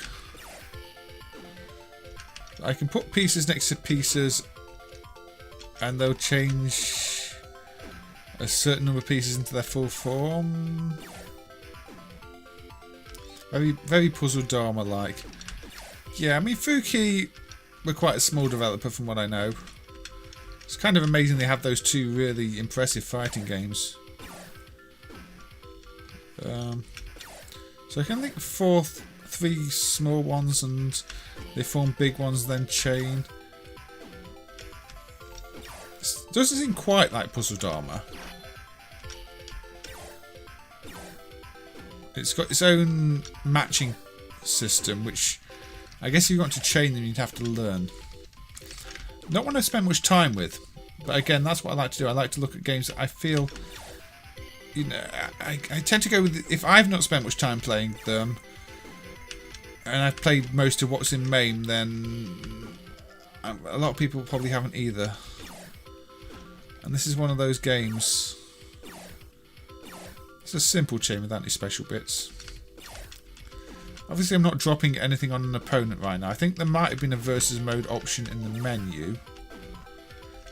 There seems to be an endless mode of some sort.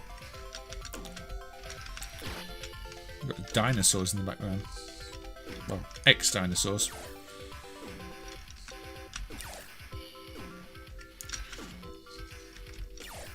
Oh, you're off, Carlo. Take care. See you another time.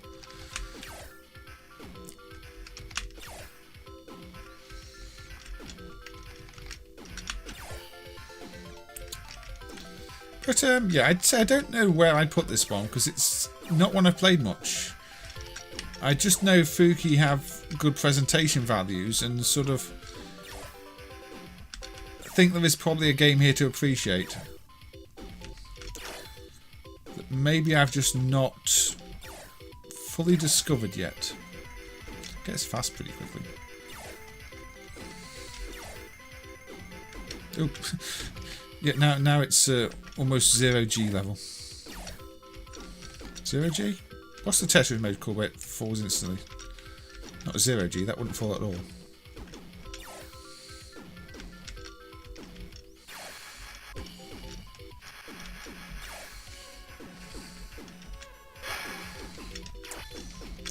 Now, I know these games aren't the most thrilling to stream. You tend to have to try and play them and understand the rules and see if you like them personally. Which doesn't come across on stream. Oh, we've gone back to slow. That's going to chain there.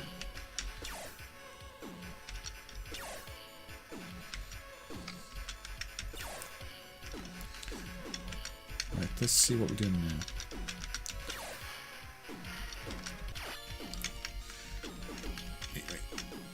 I'll probably end this soon anyway. There were more games I wanted to cover, but it's getting quite late. There we go. A little bit of a raster effect, video effect there, scanline effect when you lose as well, which again is one of those things that the cheaper companies tended not to bother with because it's kind of hard to get right, but it just stretches the pieces and distorts them as you're losing. Nice spinning sprite effect on the high score table. Let's say Fuki do have some good production values. And the game, I think it seems alright. I'd have to try and play it a bit more and see how, over a longer period of time, the strategy worked out. But as a puzzle game, I think that gets overlooked and is probably worth checking out. So, before we end this arcade stream, are there any others I want to look at? Yeah, I think there are.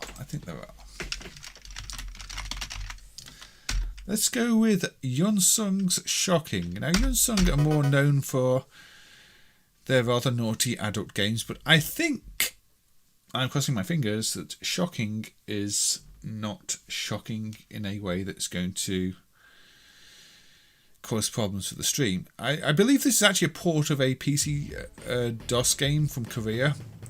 And one thing to note is the character sprites. If you load the world version, you have these characters. You see characters moving up and down. I'll just credit it so you can see the characters. But they look like this. Now, if I load the later Korean version, set 1, the characters look like this instead. They're like these little samurai guys. I don't know why they changed it, but the older Korean set has the same characters as the world version. This Korean set has these characters. But it's kind of got that dungeon crawler type mechanic of going from room to room, killing things, collecting keys. I'm going to actually switch back to the English version though, so the what it's telling me is in English. So kill the green slime. No, kill the green slime. Get out the room. So there we go. Green slime's dead. Get out the room.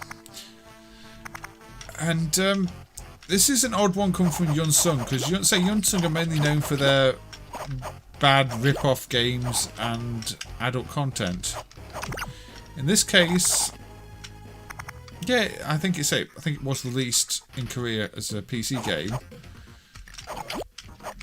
But as an arcade game, it's actually not bad.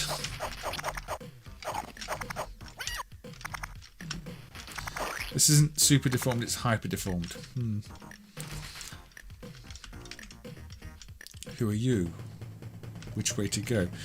So you've got a maze element here where you can choose different exits and try not to get killed. And then you've got a bonus game, hit 15 targets.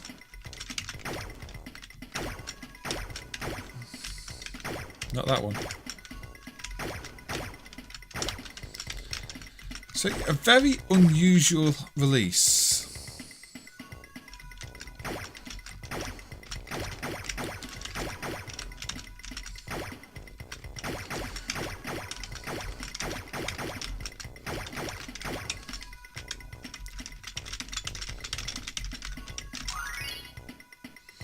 And again, no, I don't think anybody's going to just play this one unless they know about it, unless they've been told about it. Nobody's going to fire up random Yunsung games and think, oh yeah, I want to play a Yunsung game, because most of them aren't worth playing.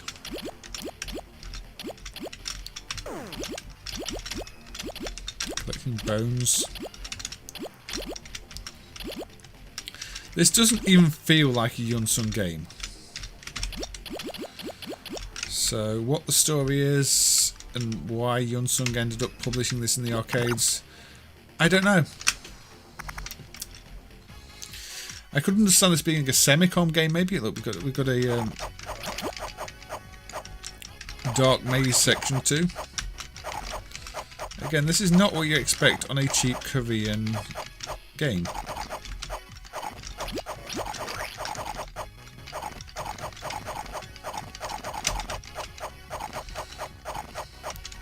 There's the key. Where's our exit? Our exit's over there. There we go. Kill 40 octopuses. That's not an octopus.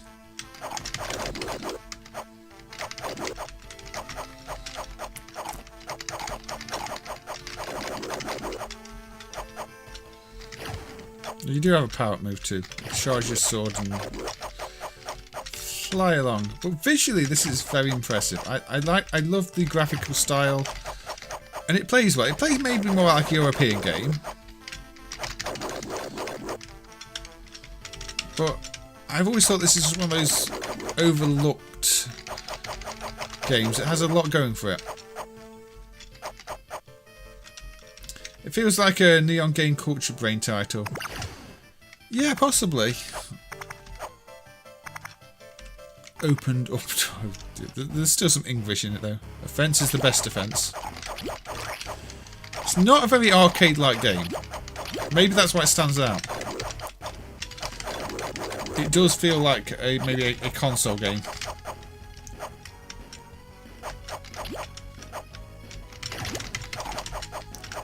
Nice. It doesn't slow down too much either. It feels well programmed, which I shouldn't be saying about a Yunsung game.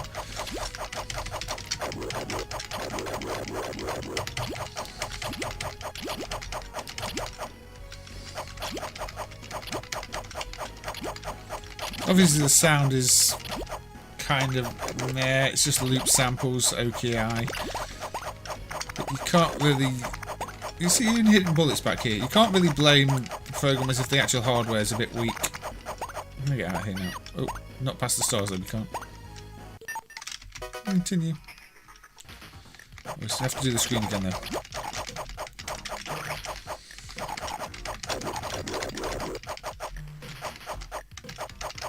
They mixed the British and American spellings. And they couldn't spell opened. And yeah, there were a few errors. I mean, I'm sure if you play the Korean original, that's not a problem. I'm sure they got their Korean right. But, hey, we've seen worse in the Korean games. Play Semicom's BC Story or Cool Mini Game Collection. And if you have a clue what you're doing on Cool Mini Game Collection beyond guessing, then... you understood the nonsense better than I did. Now we can get out of here. And there we go. Watch out, crabs are coming. Now apparently it's to shoot them up. I'm hitting this thing and it's firing shots at the crabs. It's Space Invaders on its side. All sorts of little ideas in this one. Also I can still hit back the bullets. And then you can escape. Sweep everything up, so I think I'm just getting rid of all the little chests and not dying. Chests, power plant, cooling towers in miniature form, I'm not sure. Everything.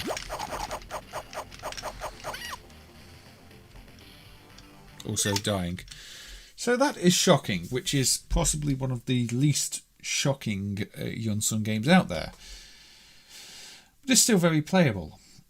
Now, I'm going to take a quick look at my remaining list, but my current stream time says about 2 hours, and we did do maybe an hour before that, so I think we're on about 3 hours now, which means I should probably end the stream. I'm going to do one last game, which is one I keep putting on these lists.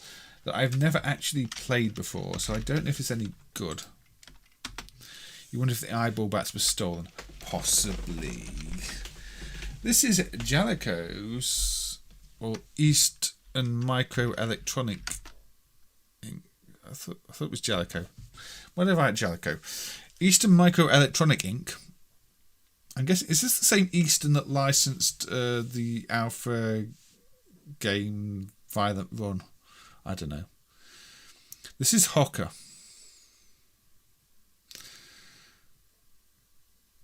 And I don't know anything about it. I will go to the minor league. Press button to fire the puck or push opponent. Play offensive. And reverse the thought. This doesn't look very Japanese.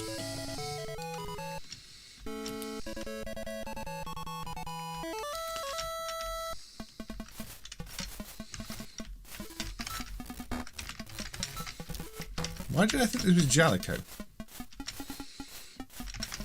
Yeah, I can score a goal. Maybe. I can also...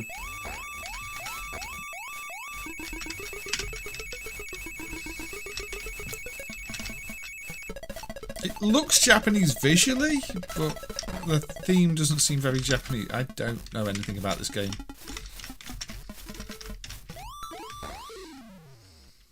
Anybody know anything about this game?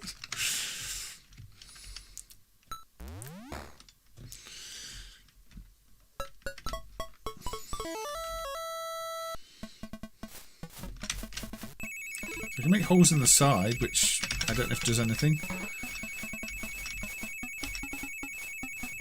It feels like a Data East game. I think I don't know what I meant to do.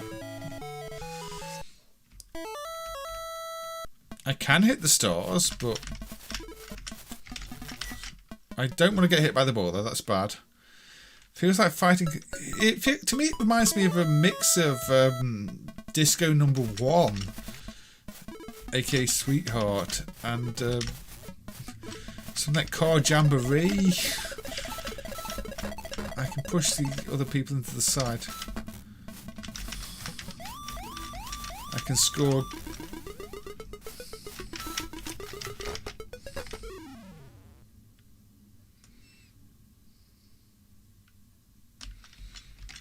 That's a very strange game. Is this a Japanese game? I don't know. Who are Eastern Microelectronics? I thought it was like Eastern Corp who licensed the... is it Gatuso? I can't remember what it's called.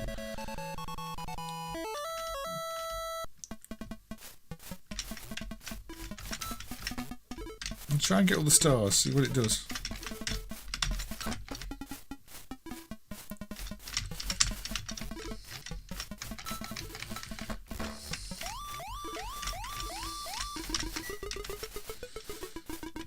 I can hit it through these things and they spin and then the stars flash. And I get 200 points for them, or I get more points for them.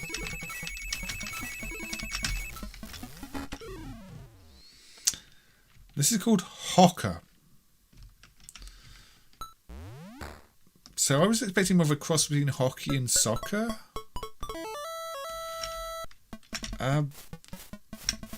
Yeah, I can't say I've ever actually sat down and played this one before. Definitely over there. I completed the level? No, I completed the first... There's a bootleg game called Hero in the Castle of Doom. Is that a bootleg? I thought that was just a CVS game. McLean those earns me a bonus man. I guess that's extra life. Ah, they're an American company. They licensed a few Orca games. So do you think they developed this one, or is this just another licensed game? Is this another Orca game?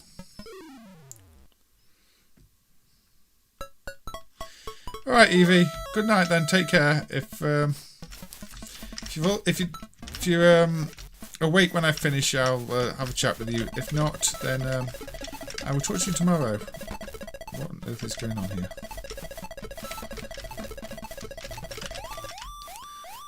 Honestly, this game is confusing.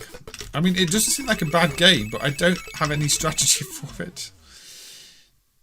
The logo on the floor changed with the teams. I guess that's the level then. You play one half against each team. So maybe getting these... But this gave me an extra man, so... But they've left the field. Can I complete... I'm on level 4.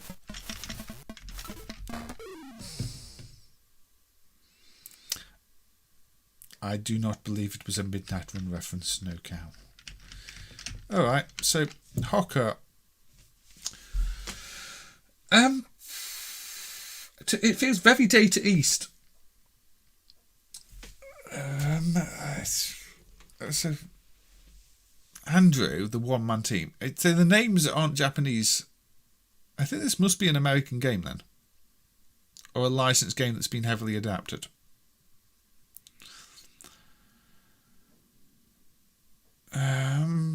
What driver did it run in? It ran in the Marine Boy. So it's an Orca driver, Marine Boy driver. So it could be an Orca game.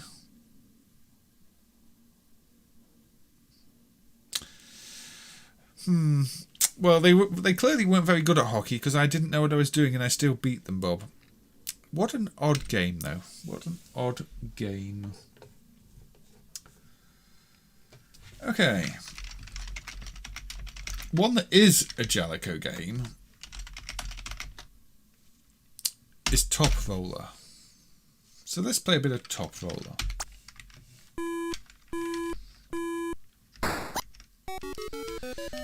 Which is another roller skating game where you can jump.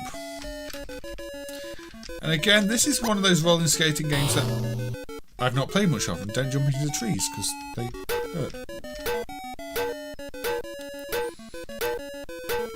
It appears to be bump and jump on skates with big clouds.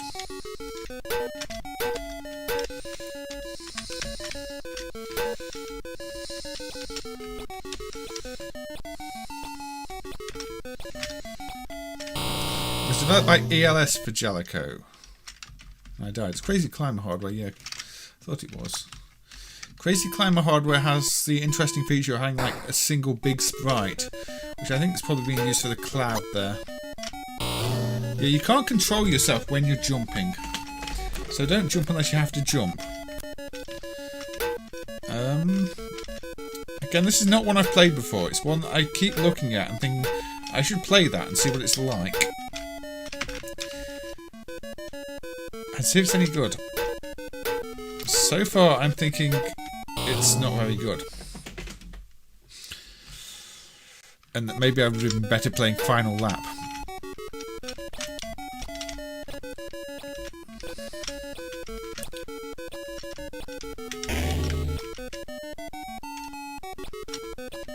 I've definitely played better skating games, including Data East's cassette system game Skater, where I don't have helicopters trying to drop bombs on me for no reason. Did somebody just make skating highly illegal? Let's jump for joy. Even that jump animation is incredibly awkward. I'm sure I just got hit by a truck full of cabbage.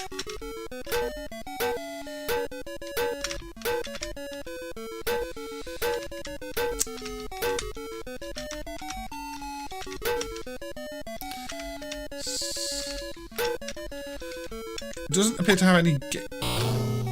That is so annoying. If you jump while you're moving horizontally, you continue to move horizontally so quickly, you're pretty much guaranteed to hit something. Also, that does not sound like a bomb sound effect. So far, my impressions of this... That didn't even look like I died. The music is Walk, Don't Run by The Venture. I've never heard of that, but... Again, jumping when moving...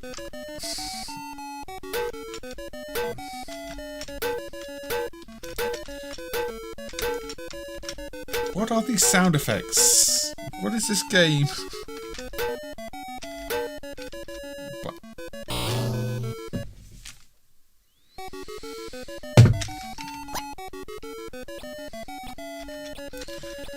This is bad. I was jumping and I still... I don't like Top Roller. EOS like walk, don't run. How about quit, don't play? Because that was not good. Unless I was missing something entirely with that game, or it's really badly emulated. That was just really, really annoying. I can't say anything good about that game. At all. Not even slightly.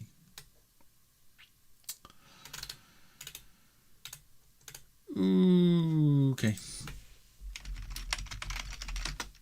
Let's play Cavalon by Jetsoft, makers of Bongo.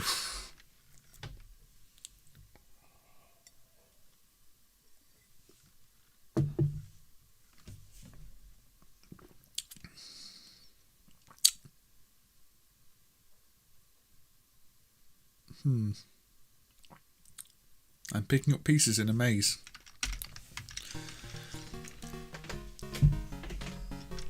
Now, I'm going to say this is the penultimate game of the stream.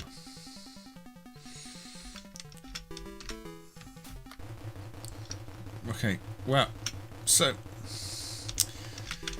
Wait, I'm carrying a sword and a shield, and my means of attack is firing a single pixel bullet. So am I like a super medieval spy with a gun that looks like a sword while fighting other people who have... What? Also, I'm much slower than the bullets they're firing at. You know when I said this can't be as bad as the what was it, Top Roller? I may have jumped the gun because this doesn't seem great.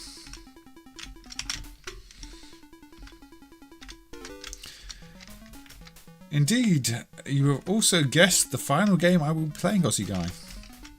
Also, you can only have one bullet at a time, so you fire multiple bullets and you just get a little bullet. Look, I have the power to control the single bullet in front of me.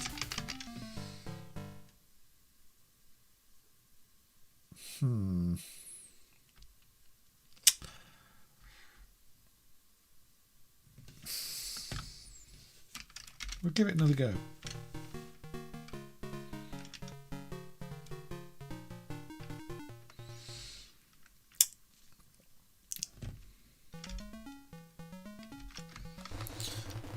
I do have my special bomb.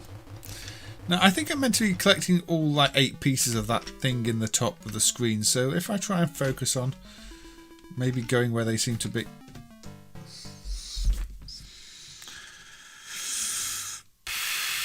Okay.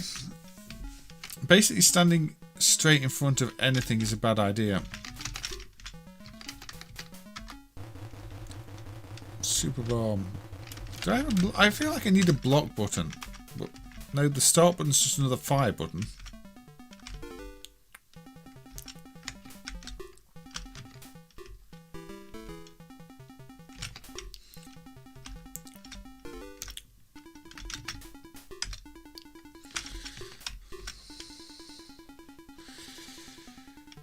I still don't understand why I'm a knight firing bullets. That is the most confusing part of this whole thing.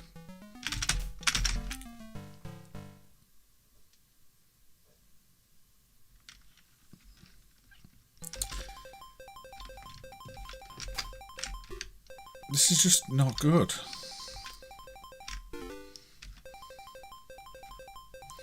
I at least want to try and clear a stage. But that might be a bit ambitious. The fact that if you fire again it cancels your shot is just the worst thing ever. has that Dig Dug thing where it only plays music if you're moving. Yeah, Bongo's actually fun.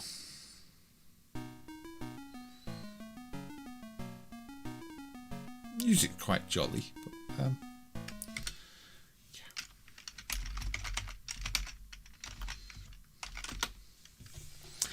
Let's play that one. Oh, not just fire up MAME. What's going on?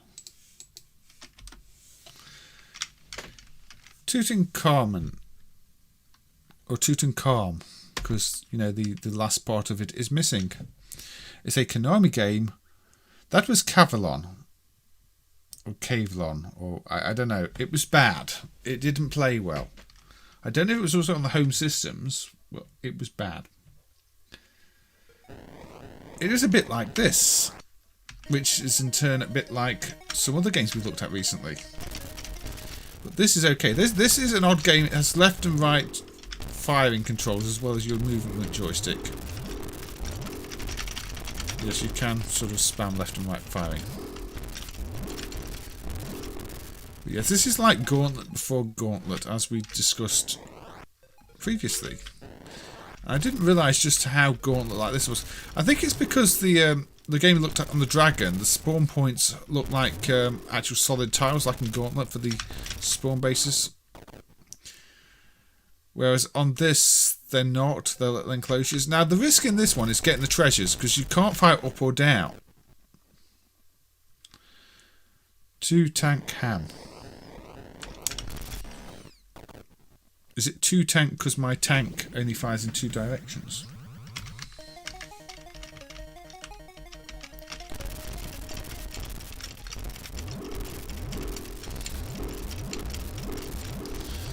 But yeah, you have to take a risk in getting the treasures because you can't fire up and down. So if you're going down a long passage, then, you know, you're vulnerable. Although, if you're playing it as badly as I am, you're going to die anyway. Because everybody likes ham. Hammy likes ham. And PCBs. But yes, we did have a look at this on the PV1000. It also wants to be Defender with those explosions, clearly. I have a key and get to the exit.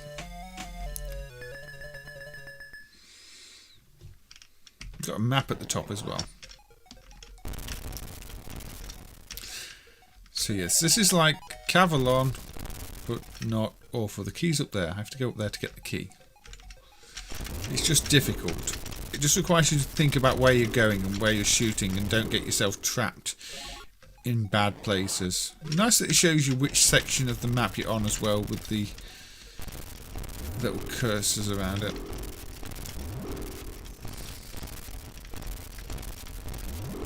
It's a useful radar, unlike many games that have useless radars.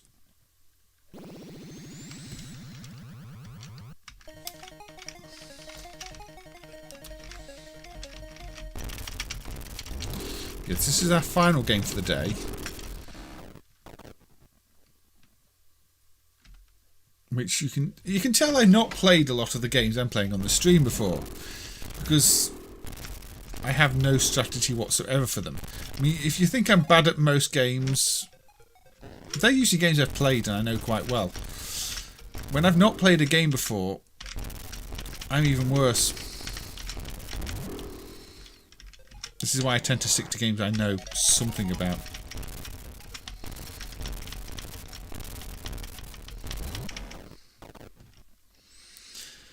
Yeah, I mean, in Cavalon, I don't know why I was a knight with a gun when it didn't look like I had a gun. In this, I don't know why I've got a laser. It does kind of feel like, you know, the curse of Defender. It really... This laser is straight from Defender. Also, you know, the whole only being able to fire horizontally. If I didn't know better, I would say this was a hack of Defender, but it's not a hack of Defender. But it's very Defender-like, isn't it? Apart from, you know, the whole maze and keys and not being a spaceship thing, but it still kind of feels like I'm a spaceship. Defender the Maze. I mean, Fantasy Zone had a maze game. Fantasy Zone the Maze, aka Opa Opa. So this can be Defender the Maze. Swap in the Defender ship. And yeah, this could be Defender.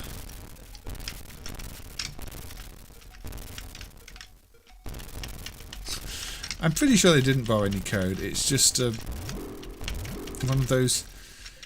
They clearly liked how the Defender shots looked. I don't know.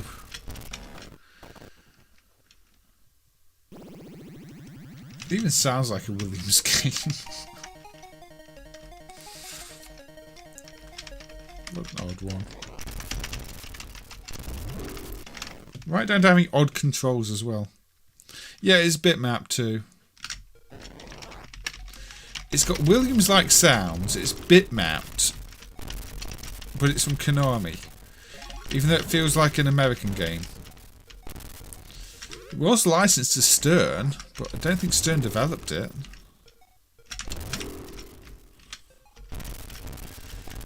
There's definitely a very strong Williams Defender vibe here, just without any of the fancy colours.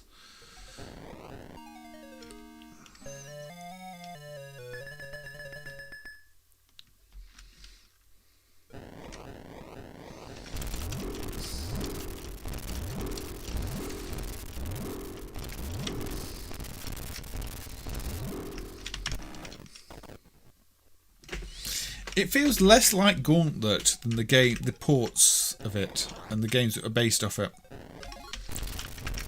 It's odd. It's one of those cases where I think maybe the game you played on the Dragon actually plays better than this. Also, I kind of look a bit like Uncle Pooh with my massive beard. Is this a prequel to Uncle Pooh?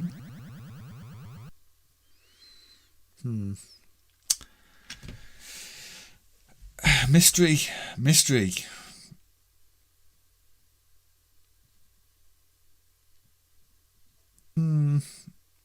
I might come back to this one. I kind of want to like it, but at the same time I don't. The demo's better than I am. Anyway, it does look like Uncle Pooh.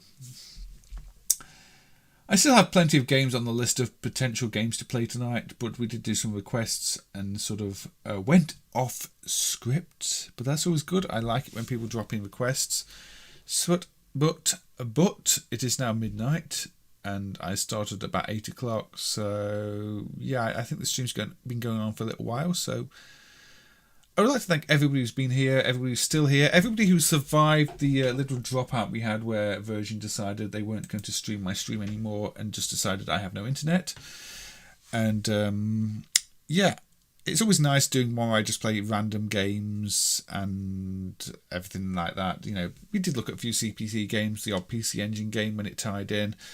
It's just been one of those sort of free-form streams, and they're always enjoyable, even if I don't have an overall theme.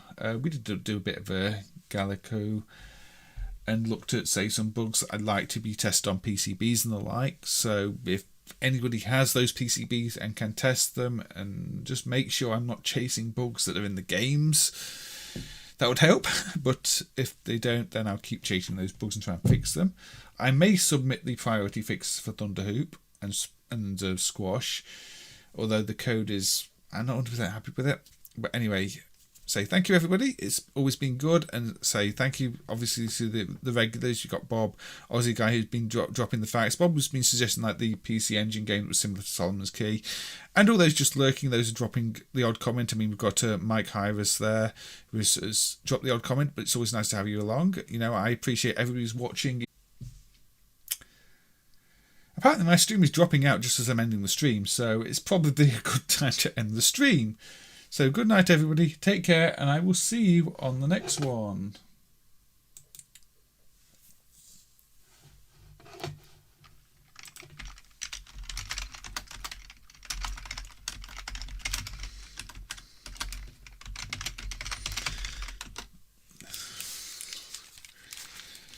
just as I'm saying goodbye. So.